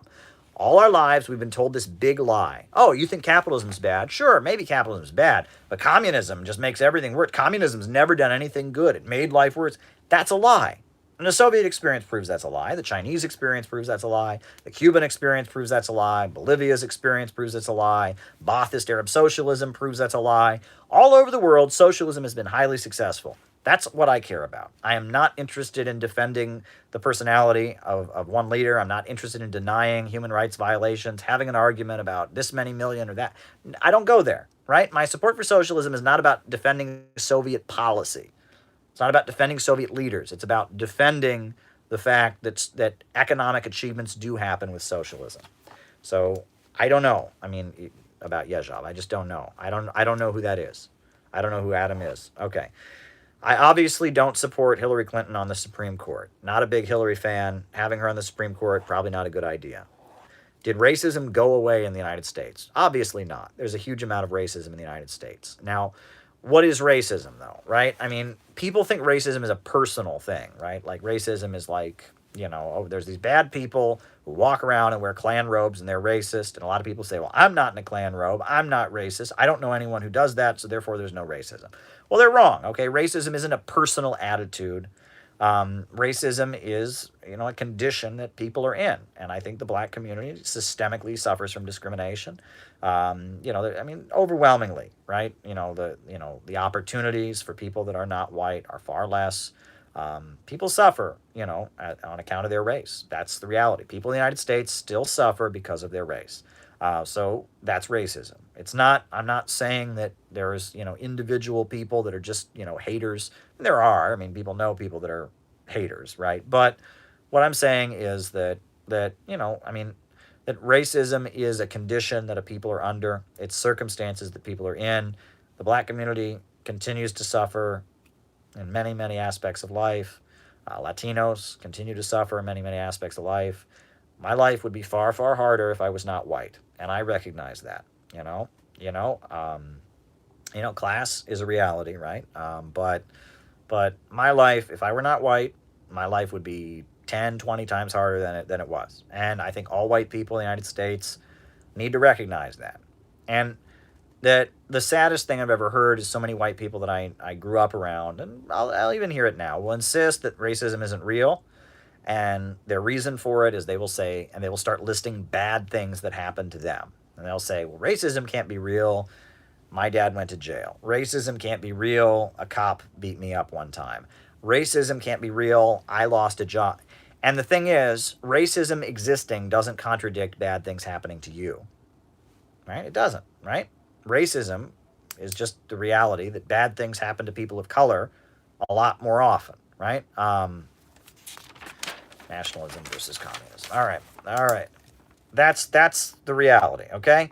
And that the problem, I think, the reason many low-income white people turn to that kind of bigoted thinking is because there's not any class struggle rhetoric, right? They don't. There's no understanding that they can have suffered on a class basis. The only type of oppression that is widely talked about is racism. So in their mind, racism can't be real because they've suffered. And it's like, no, you have suffered on a class basis. As a worker, you have suffered, right? Right? And that class oppression, the oppression of working people, and the destruction of the lives of working people is a reality. Working class people have suffered because of capitalism, right? There are a lot of low-income white people in this country. Now, if you live in an urban area, you would not know that, right? But I mean, I went to school with kids who grew up in trailers. I tell the story in my little town. There were kids who wore, every day, they wore shirts that had religious slogans on them. One kid had a shirt that said, "Caution, God at work. Do not proceed without a Bible." Another kid had a shirt and it had like a nail, like a bloody nail. Jesus' life was not pointless, neither is yours. And I kind of hated them. I was like, why do they always have to preach at us? And then I realized that the reason that they were wearing religious shirts every day is because their parents could get those shirts for free at their churches. They were low income, right? And those were the only clothes they had, okay? There are a lot of low-income white people in this country who are white, but, maybe they have a relative who's been in prison. The opioid epidemic is hitting people really badly. Deindustrialization has destroyed so many communities. The factories have closed down. And a lot of low-income white people are suffering. And they need to understand that black people are not their enemy. Right? That acknowledging the suffering of black people does not take away from their experience. The problem is, with liberals, it does, right? But North America, one country, got it. With liberals, it does, right? With liberals, it's not about solidarity. But they need to understand that the way we get out of this mess is black and white unite and fight. That black people winning their liberation will benefit low-income white workers. The reason that public schools are available to white people, low-income white people got access to education because of black people struggling, right? I mean, that's the reality. In the Reconstruction era, that's when there was public education for white people.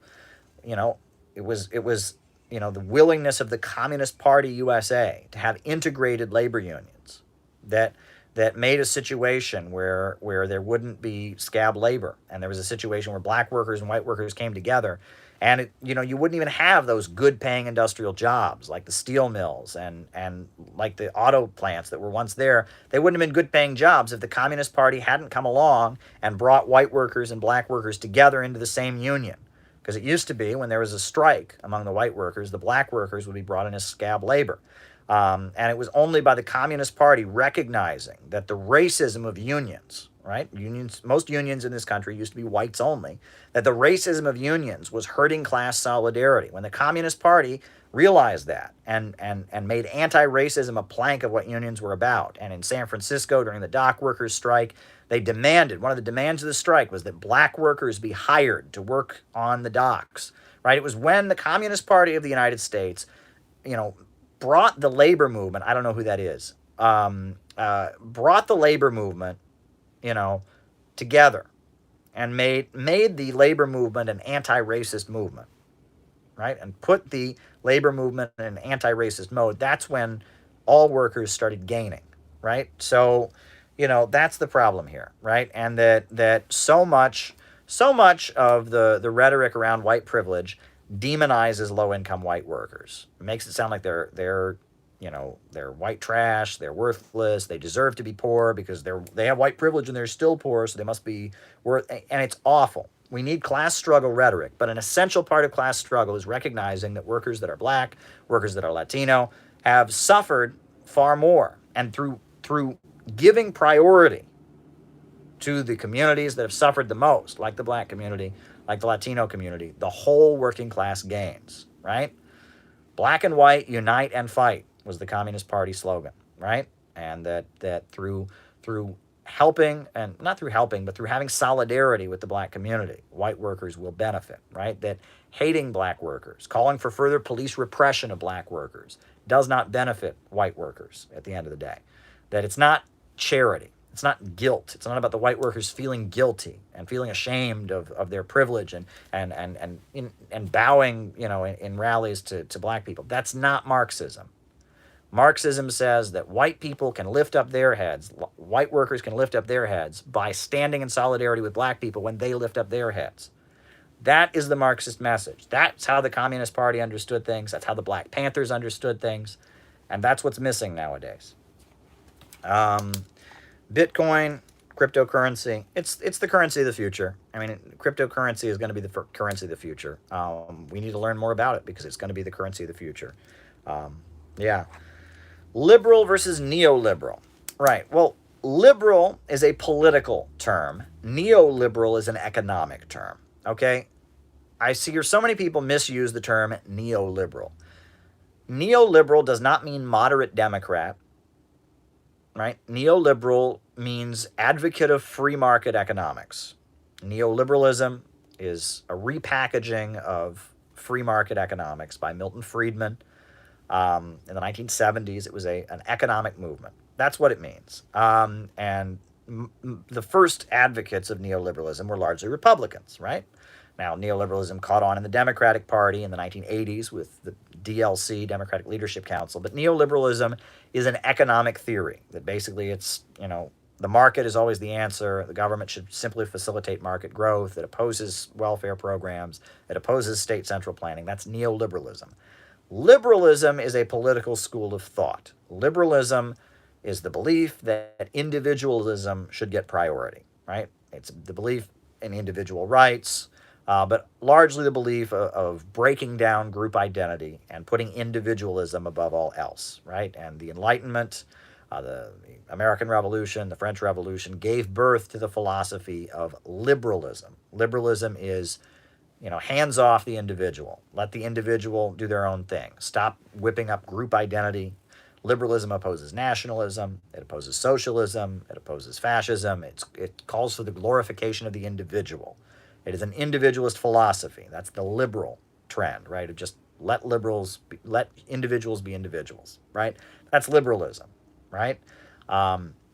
Whereas neoliberalism is an economic school of thought. In the United States, the Republican Party and the Democratic Party both believe in liberalism. The Democrats emphasize social liberalism, right? Gay marriage, etc., the right to live your own life, not harassed by, the social agenda of people who would want to restrain you. Republicans emphasize economic liberalism, right? And that, government hands off corporations, let people, let business do whatever it wants, government hands off the market. Both of them believe in individual. Liberalism is the philosophy of individualism. And it's really trendy in academia right now to write about the rise of illiberalism, right? And that's happening all over the world, as there's a rise of illiberalism, right? Nationalism, collectivism, all these leaders around the world that people don't like, of the right and the left, Bolsonaro, Maduro, there's a rise. Trump, people argue, is a little bit illiberal with some of his nationalist, populist rhetoric.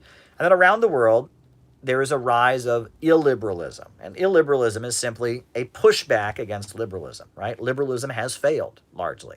This belief that individualism above all else, break down all group identity, is failing. It's failing. Look at the United States, right? This pandemic. Everyone do your own thing, right? We can't get all on the same page. No, hey, 50 states, they can all do what they want. Do we lock down? Do we wear masks? Do we not wear masks? We can't make up our minds, right? We're being liberal, right? Everyone just gets to do whatever they want. And it's kind of fallen apart. Whereas societies that have a more collective vision are doing better. There are different forms of collectivism, and I'll get to that. There's another super chat that kind of gets to the essence of that. So there you go.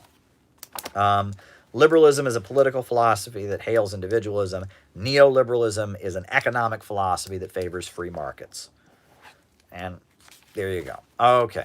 No answer needed, but when I did mutual aid, some comments were made about how low-income whites were counterproductive, and I know what you're saying. Well, I'm glad you get what I'm saying, right? And I'm not trying to say low-income whites have it worse than black people. They don't, right? We all know statistically people of color suffer the most, right? The last hired, first fired, no question about it. I'm not trying to deny in any way the harsh reality that people of color face. I'm just pointing out that when you ignore the fact that low-income white people also suffer, that is a problem. We need solidarity. That's all I'm saying. And some people just it's like this message is like nails on a chalkboard to them. And I'm sorry.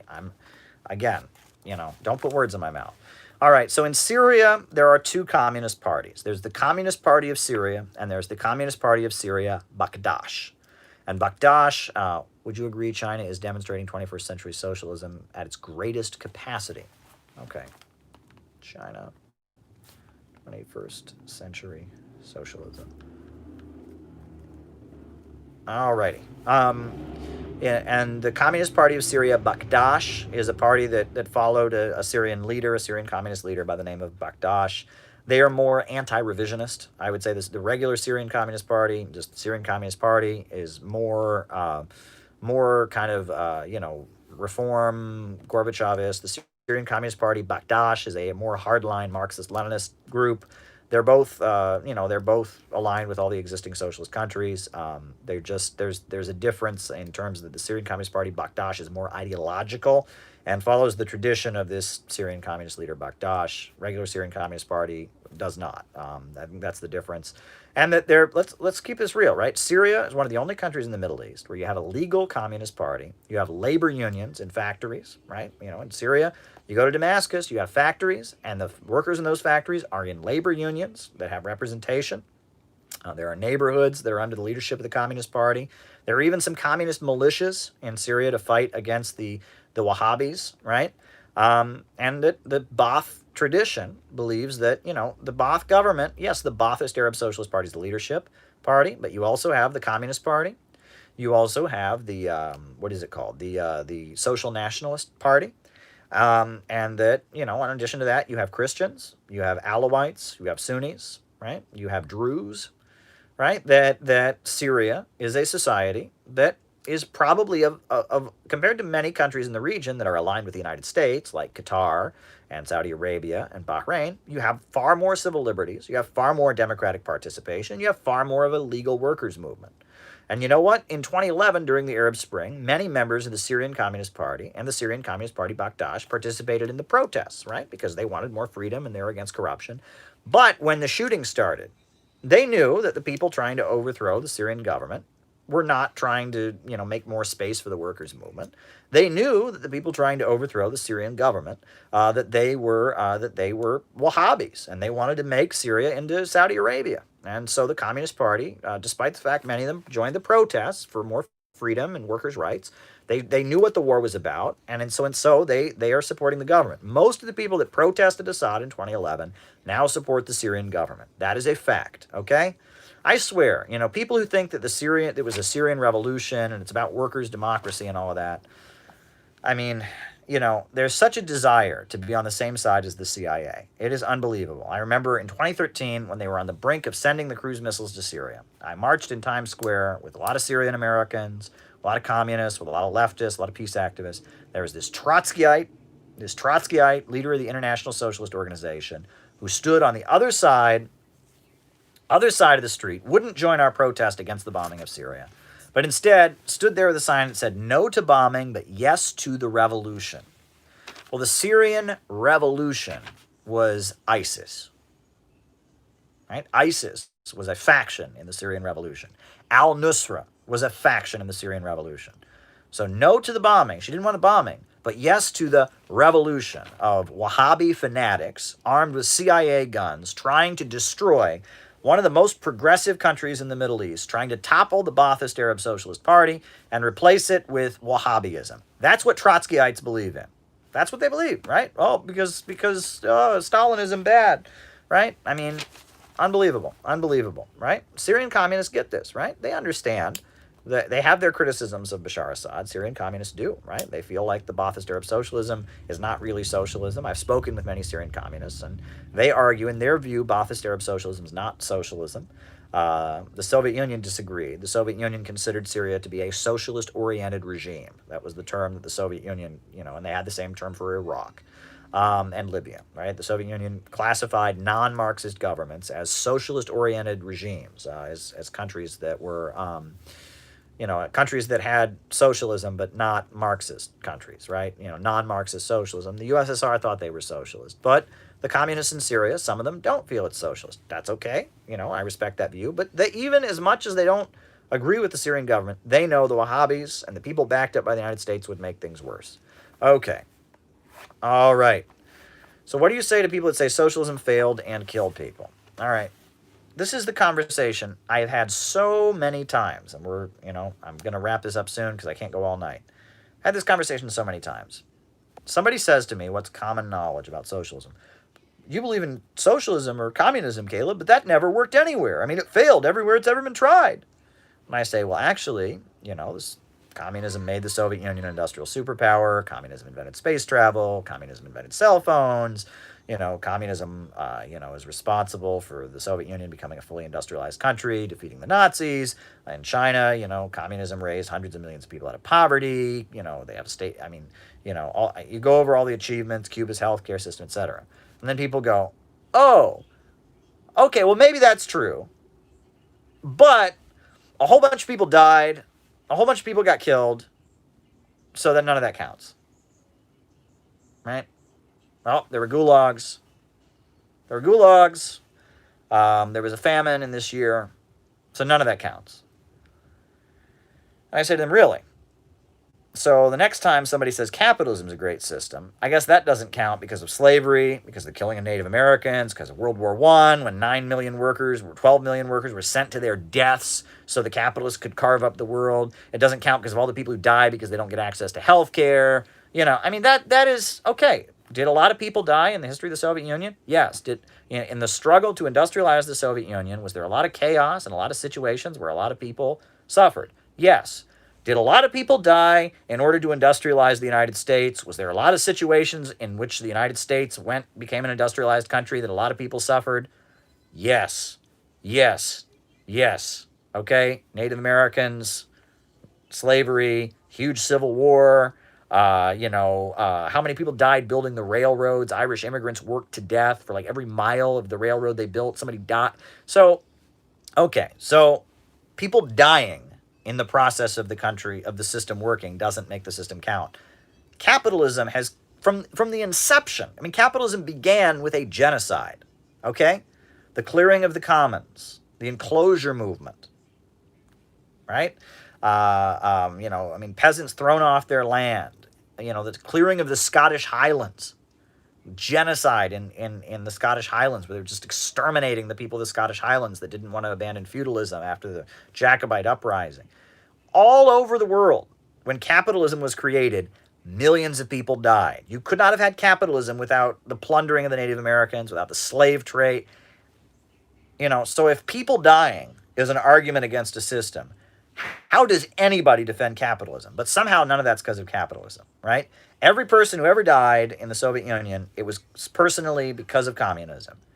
But all the death, the Korean War, the Vietnam War, people dying because they don't get access to health care, people of color being shot down on the street by police, none of that's because of capitalism, according to these people. But everything bad that ever happened in the Soviet Union is directly to blame for... give me a break. Give me a break, okay? Socialism has worked economically. Have people suffered in the history of socialism? Absolutely. But That's not a fair comparison. Okay. Now, I'm sorry. Somebody sent a super chat. I believe it was Captain Waffles sent a super chat. So can you repeat it? I don't want to miss it. I was in the middle of a rant there. So I don't want to miss Captain Waffles' super chat. So what did he say? What did he say? I want to give him an answer because he super chatted, so he deserves an answer. What did he say? What did he say? Repeat that super chat so I can get it. Time is of the essence, folks. I'm getting tired. He said, to keep it simple, dumb question, why are Silicon Valley fascists and Trump and Biden not? Okay. All right. Silicon Valley fascists, Trump, Biden not. Okay. All righty. Okay. Now, what do I say to conservatives who say Russia is still communist because they never dismantled aspects of their welfare state? Well, I would say to them, first of all, the Russian government is very adamant that they do not believe in communism any longer, right? They now have Russian Orthodox teachings as their official state religion. For example, they actually honor some of the Russian royal figures who were killed, by the Bolshevik or by the Soviet government, by the Bolsheviks. They don't espouse Marxist-Leninist ideology anymore at this time.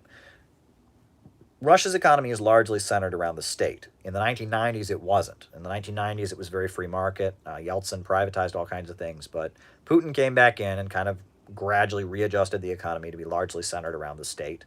The Communist Party is still one of the biggest political parties in the country. It's the second largest. United Russia is the biggest political party. The Communist Party is the second largest party. The Liberal Democrats are the third largest party. They're still a big party. A lot of members of parliament or of the Duma are in the Communist Party. There's a lot of regions locally where people vote for the Communist Party. But largely, the Russian government does not believe in communism anymore. And they're very clear about that. They are Russian Orthodox Christians. They honor the Soviet past. They're very proud of defeating Hitler during World War II. They're very proud of the achievements of industrializing the country and all the aid the Soviet Union gave around the world. The Soviet Union helped Egypt to develop. Egypt wasn't electrified until the Soviet Union showed up. The Soviet Union electrified Egypt, folks. The Soviet Union built power plants all over the world. It fed people all over the world. It gave weapons to the people of African countries to fight for independence from Portugal. And the achievements of the Soviet Union in terms of aiding people. There would be no Nelson Mandela without the Soviets, okay? The African National Congress, right? The Soviet Union and many Russians who are not communists are very proud of what their country did during the communist time. But no, Yeltsin came in, mass privatizations, the Communist Party no longer rules the country, the Soviet Union was dissolved. So, welfare programs exist in many capitalist countries. So welfare programs alone do not prove the existence of capitalism. All right. Next, what is the difference between nationalism and communism? Simple, right? Nationalism is the belief that you fight for your nation, right? It's an ideology that says nation first, right? You're only fighting for your nation, right? You proclaim that you are part of a nation, and you fight only in the interests of that nation, right? And you don't care, right? Nationalists don't care. Could be capitalist if that's best for the nation. If they're convinced capitalism is best for the nation, they'll be capitalist. They'll be socialist. If they think socialism is best for the nation, they'll be socialist. They'll be mixed economy if they think it's best for the nation, right? The nationalists are only concerned with the future of their nation, and they're open to whatever, right? Nationalism is a view, I will do whatever is in the interest of my nation. Communism is an ideology that talks about the working class versus the capitalist class and argues that the way to advance all of humanity is for people to, the society to take control of the means of production, the banks, factories, and industries, and organize them in the interest of public good and not profits. So there's a big difference there. One is an ideology that just says do whatever is best for your nation. The other is an economic theory that says if we organize the means of production according to a state central plan, we can rationally raise people out of poverty and get toward a world of vast material abundance. So one is an economic philosophy and theory, an economic model. The other is a worldview. That's it. I will say that most revolutions around the world have been made on the basis of national liberation. Ho Chi Minh wanted to free his people of Vietnam from oppression. He was trying to free his nation, and he realized communism was the best way to do it. You know, the Chinese Revolution was largely made by Chinese people who wanted to free their nation from imperialism and capitalism. They realized communism was the best way to do it, right? In many countries, Cuba, Venezuela, right? Many countries around the world, cuties, all right, cuties. Leftist speaking out, all right. Many countries around the world, you have people who are nationalists in the sense that they're fighting for their nation, realize the only way they can free their nation is to adopt socialism. And in the process, they become internationalists. In the Little Red Book by Chairman Mao, he says that there is no contradiction between patriotism and internationalism, that a communist is both. To be truly patriotic, you must be an internationalist, and to be truly an internationalist, you must be patriotic, right? And that communism is a philosophy that results in the liberation of the nation, right? But in order to do that, the nation must join arm in arm with other peoples around the world. So that's the difference. Okay, all right. North America into one country. Maybe, and at some future time. I mean, right now, it's probably not a good idea. I don't think it would be a good idea to do that right now. I think Mexico would like to maintain its sovereignty, for example. I think Canada would really not like to merge with the United States. Maybe in some future socialist world, perhaps. But right now, no. No, not a good idea right now. All right. Is China, are they 21st century socialism? I would say so, yeah. China is a great example of 21st century socialism. Socialism with Chinese characteristics, a state-run, centrally planned economy with a booming private sector, but a state that forces the economy to work in a rational way. Yeah, I mean, China's a great example of 21st century socialism. Yeah, and there's plenty we can learn from China and their economic achievements, and that China, they have the ability to adjust their socialist model to be more effective, and that's brilliant. And I think that, yeah, China's a great example of 21st century socialism. They found socialism. They've studied Marxism. They teach Marxism, Leninism there. They're ideological. They have a state central plan, but they found a way to not dogmatically apply it, but to apply it to their conditions and make it work. We need a form of 21st century socialism for the United States. That's what we need, right? Socialism with American characteristics. We are never going to have Chinese socialism in America. We're never going to have Korean socialism or Cuban socialism or Russian socialism here. If you're serious about socialism in the United States, you're going to figure out a U.S. form of 21st century socialism, a socialism with American characteristics. That's the only type of socialism that's ever going to happen here. If you don't want it to happen here, don't worry about it. But if you actually want to see a socialist America, we need to start figuring out 21st century American socialism. All right. Why are Silicon Valley fascists and Trump and Biden not? Well, Trump and Biden are both politicians. And right now,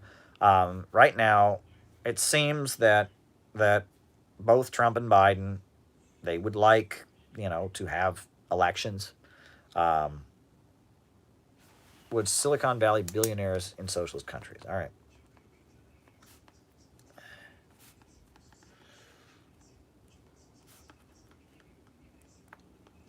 Alrighty. They want to have open elections. Trump is probably, at this point, he's flirting with fascistic things, right? That police force that he formed, that special ICE force, the ICE wing of the U.S. government is very ideological. It seems that it's made up of people that are very loyal to Trump and don't trust other wings of the government. There was that group that was sent up to Portland. It's like a special fighting force that wants to go fight leftists in the streets. There are things about the Trump administration that have a fascistic edge to them, but it's not actually full-blown fascism. It's just the state flirting with that kind of thing. And that's happening. However, let's be real, that there are liberal elements that, it doesn't have the same tone. The tone is not the same, but there is also for example, the hysterical anti-Russian campaign the liberals are waging. If you think for yourself, if you question the government, Russia's gotten inside of your head. That's what they're saying, right? That basically Black Lives Matter protests are Russia's fault. I mean, the Russiagate stuff is very fascist also. Both the left and the right now, both the Democrats and the Republicans, I should say, are flirting with fascist things. Trump is flirting with fascist fighting in the street forces. That's happening. Liberals are flirting with fascist McCarthyism and the idea that we should ban, different ideas. That they're both flirting with fascist things. But I would say neither Biden or Trump are actually running on a fascist program. None of them really want to just have a brute force authoritarian Bonapartist state. Trump is flirting with it to some degree. Biden is not himself openly flirting with it, but in his camp there are people flirting with it. Kamala Harris has fascistic tendencies. Look at Kamala Harris. This is the kind of, read my book about Kamala Harris, okay? She's the kind of person who could preside over some really nasty things done to a lot of people. She's the kind of person who could be a bureaucrat that could do horrific things. But there are fascistic elements in both camps right now. In the Trump camp, it's probably the most pronounced. There's an ethnic, racist edge to it. But there are fascist elements in the Democratic Party also. Russiagate is a great example. A lot of Democrats, not Biden. Biden hasn't said this, but a lot of Democrats, if they had their way, I couldn't be here on YouTube talking. They would ban lives like this, right?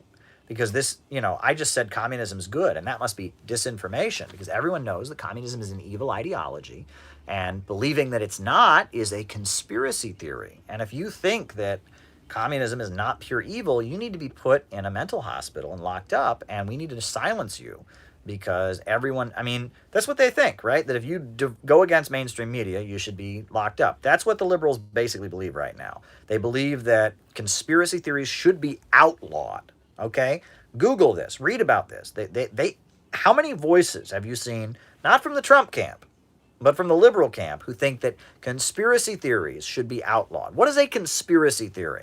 Thoughts on political correctness, who would ban lives. Yeah, exactly, right? So, Trump, awful stuff. But there's an element, there's a fascistic element to a lot of the liberals also, right? There is fascism coming from both sides. The Trump side is probably the one that's embraced the most kind of blood and soil, Nazi fight in the streets, that kind. However, it's the liberals that are promoting the crackdown, right? It's the liberals that want to actually outlaw organizations. Trump has aligned himself with people that do violence, right? Meanwhile, the Democrats are calling for fascist crackdowns on freedom of speech. Now, why are Silicon Valley fascists? Silicon Valley, they're not government, okay? They are an institution. And Silicon Valley, in particular, because they're not governing, right? They're not running for office, right? They are private corporations. The Silicon Valley element, there is a big belief in libertarianism. There's a big belief in some people being naturally inferior to others. There's a big belief that we need to program people and manipulate them with social media, and that it's our job to kind of control people's minds. There's a big belief in overpopulation, that fascist ideas are very, very widespread in Silicon Valley, right? The idea there's too many people in the world and we just got to reduce the human population. A lot of the Silicon Valley folks believe that. The idea that some people are just naturally superior to others, that IQ, that kind of thing, very widespread in Silicon Valley.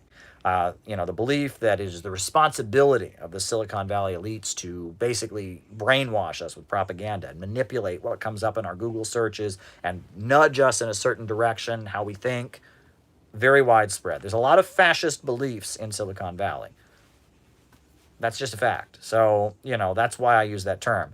If Silicon Valley were running for office on that platform, I would call them that. Trump and Biden, neither of them are running on a fascist platform.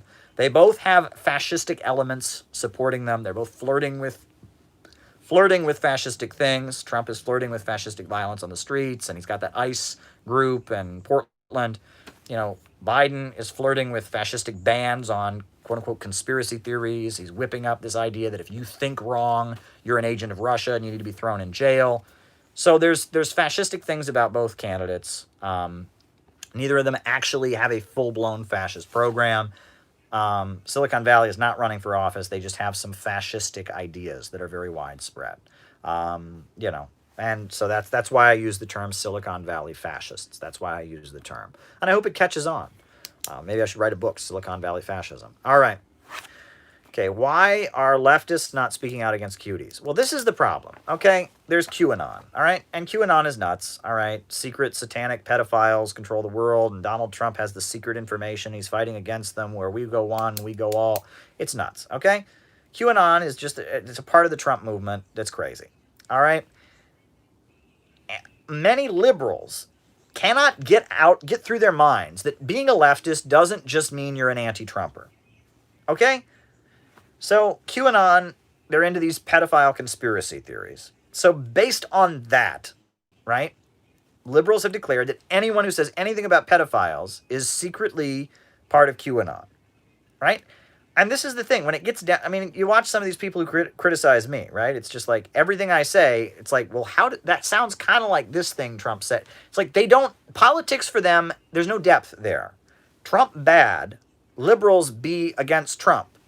So if liberals say this Netflix movie is not okay because it, seems like pedophile propaganda or pedophile porn or something, right? If you say that, and if you're concerned about politics, then you're category 27B. You're a QAnon. I'm not a QAnon. I think cuties is disgusting. Not okay. Not appropriate. Not okay. Not okay with that, right? I look at that movie, sexualization of young girls, a whole movie about it. Haven't watched it, don't intend to, spoke to many people who watched it. Not okay. Not okay. Not okay with it, okay? I don't think it's part of a QAnon plot. I don't think it's anti-white or I'm not alt-right. I'm not QAnon. I just think that what Cuties is doing, Cuties is not okay. They shouldn't have done that, right? And the fact that all these girls were twerking on videos, and the director watched over 365 girls, prepubescent girls, twerking for him to determine which ones he gave the role, and he has all these audition tapes. What happened to those audition tapes afterwards? That's disgusting, right? And it's disgusting, right? Everything about Cuties is disgusting. I refuse to watch it. I have no interest in seeing it. I've talked to people who have seen it, and they said they were shocked because they could have made the exact same movie. They could have made the exact same movie and just not shown all the scenes that they showed.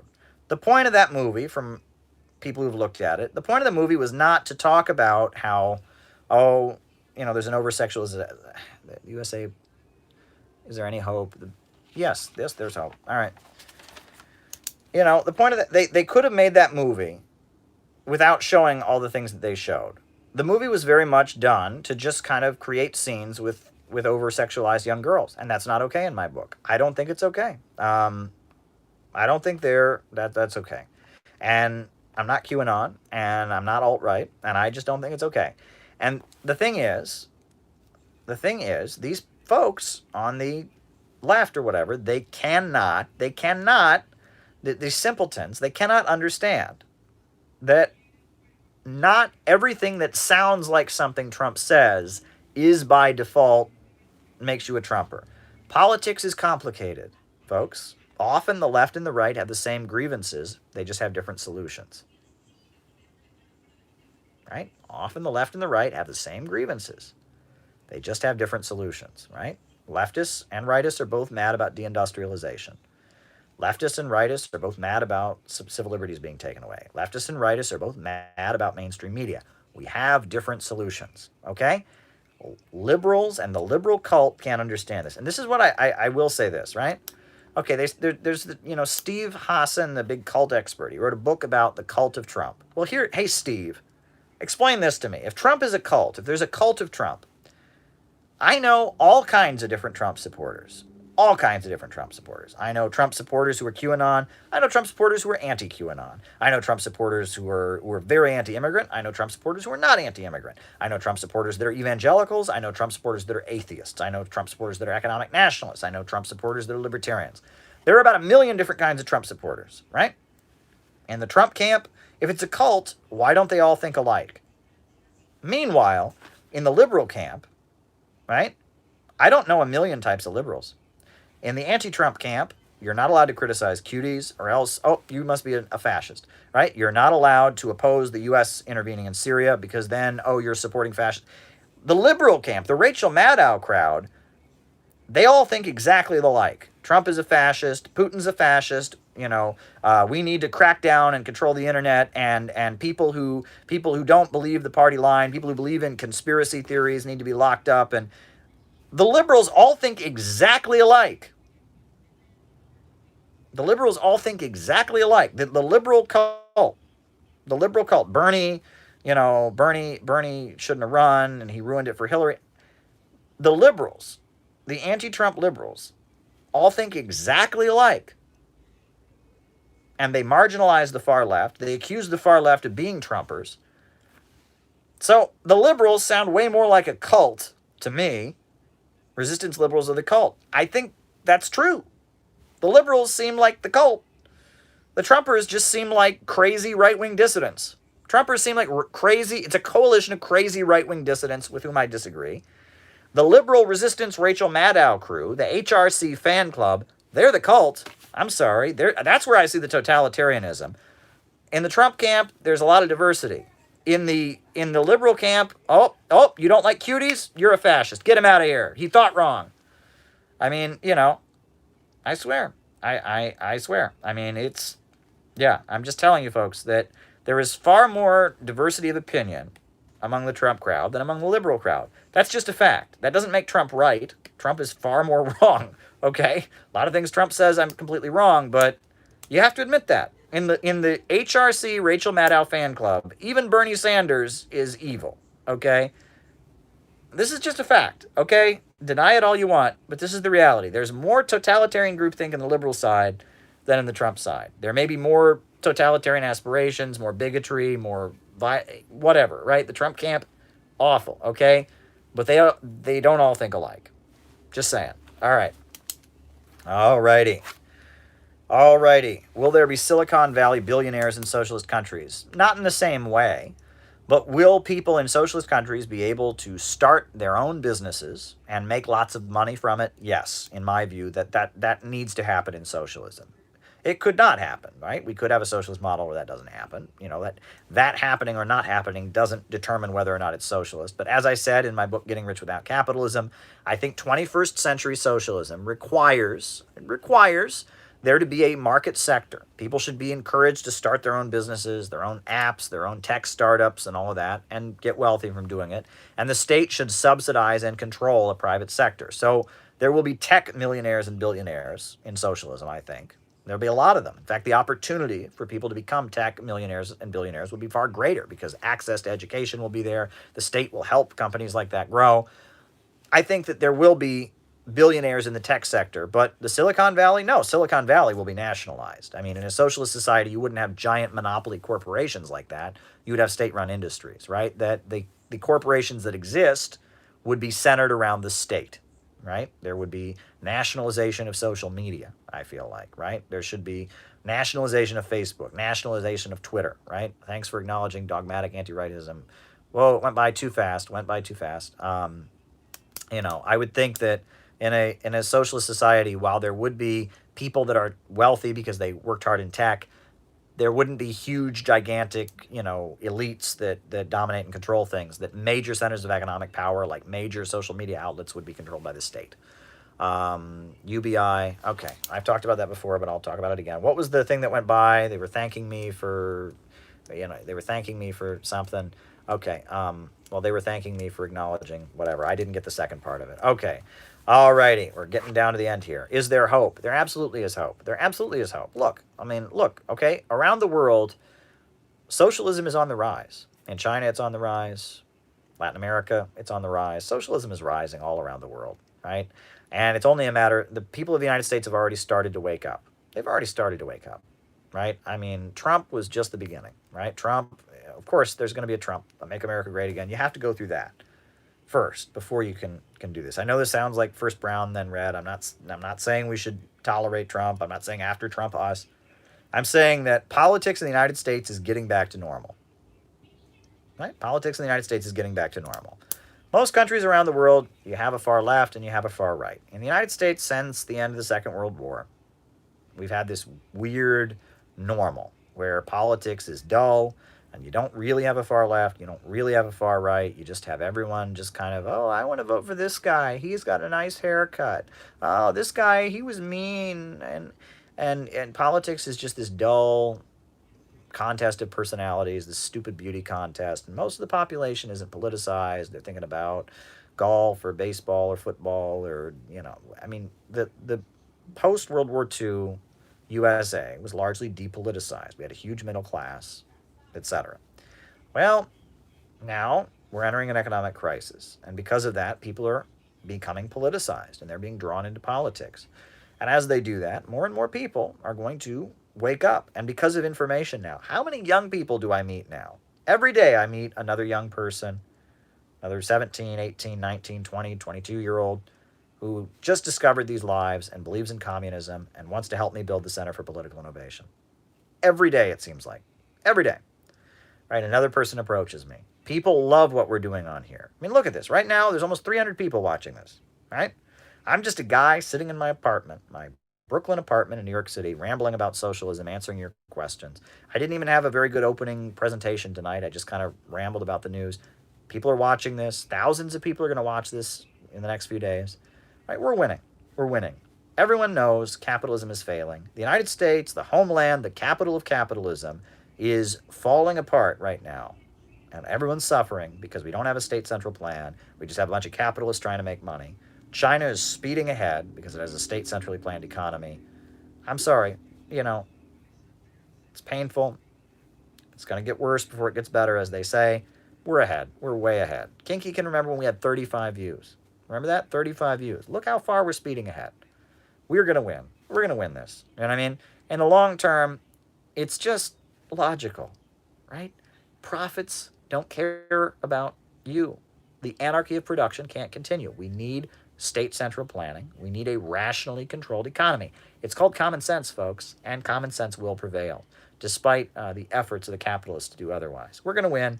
We're going to come out of this winning. I just wish this damn pandemic would end soon because we want to get the Center for Political Innovation off the ground because our unique understanding, our socialism, it's not corrupted by the synthetic left and the destructive impulses, right? Our real socialism is what's needed now, and no one else is going to do it. If we don't do it, we have a mission. We need to get real socialism. Destructive socialism is not going to work. We need constructive socialism. We need constructive socialism, a socialism not based on the impulse to destroy, but on the desire to be part of a community, the desire for oneness, right? That's what I'm all about, and we need it. And, other countries have got it, right? I mean, I didn't invent this stuff. I just studied what worked in other countries. That's how I came up with it, right? I studied what was effective in China. I discovered what the Cultural Revolution, what went wrong. I studied the Soviet Union, what went right during the 5-year plans, what went wrong. At other times, I've been to Venezuela, I've been to Bolivarian communes and talked to people about how they became loyal to the revolution. I went to Ecuador, talked to people that were part of Bolivarian projects. I go to communists. I didn't think of this stuff. I just observed what's been working around the world, and why the left in the United States isn't working. And I figured it out, right? I mean, it's not that simple. Just unleashing destructive impulses is not revolutionary. Socialism is based on the desire to be part of something bigger than yourself, the desire to be part of a collective, the feeling of oneness. That's what socialism is driven by. Thank you, David. That's what socialism is driven by, right? And that's why it's working. That's why it's speeding ahead. People want to be part of a community. Human beings are collective in their nature, and socialism is going to win. And capitalism has outlived its usefulness. That's all there is to it. So I have no doubt in my mind that we're going to come out ahead. It'll be messy. It's going to be the next few years are going to be completely chaotic, but we're going to come out ahead. All right, what do I think of universal basic income?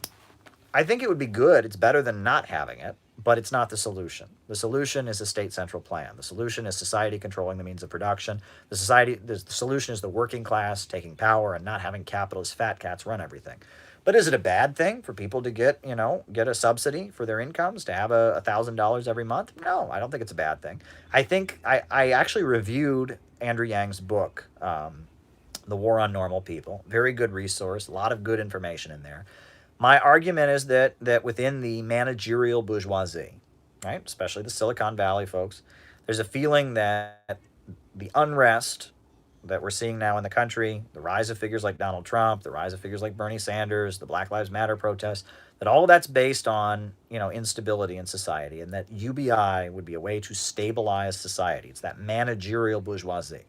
And that Andrew Yang's campaign was very much a nudge. It was an attempt to introduce these kind of a mechanism for being more managerial. It would be a mechanism for trying to stabilize capitalism in the United States. That's what UBI is. And it's better than not having it, but it's not the solution. And like I said, there are some potential dangers with UBI. I did a whole video on Andrew Yang. It got a few thousand views, quite popular. Check it out. Me and my friend George, we sat down, we had a whole chat, like 20 minutes about Andrew Yang when he first started running. I actually went to an Andrew Yang rally. I interviewed the people there. I think Andrew Yang's very interesting. He's an interesting guy. I was disappointed to see him kind of drop out of the race so quickly, but, I think that he doesn't have the answer, but he's pointing to the problem, and it's better to have it than not have it. If every working class person in this country got $1,000 a month, that would be better than it is now, right? So I'm not opposed to UBI. I just don't think it will solve the problem. The problem is capitalism. The problem is profits in command. All right, folks, and that concludes our broadcast for tonight. A new upsurge in the struggle against U.S. imperialism is now emerging throughout the world. Ever since World War II, U.S. imperialism and its followers have been continuously launching wars of aggression. But the people of various countries have been continuously waging revolutionary wars to defeat their aggression. While the danger of a new world war still exists, and the people of all countries must get prepared, revolution is the main trend in the world today. While the danger of a new world war still exists, and the people of all countries must get prepared, revolution is the main trend in the world today. And remember, folks, we need a government of action to fight for working families. We need a government of action to fight for working families. We need a government of action to fight for working families. There you go. Good night.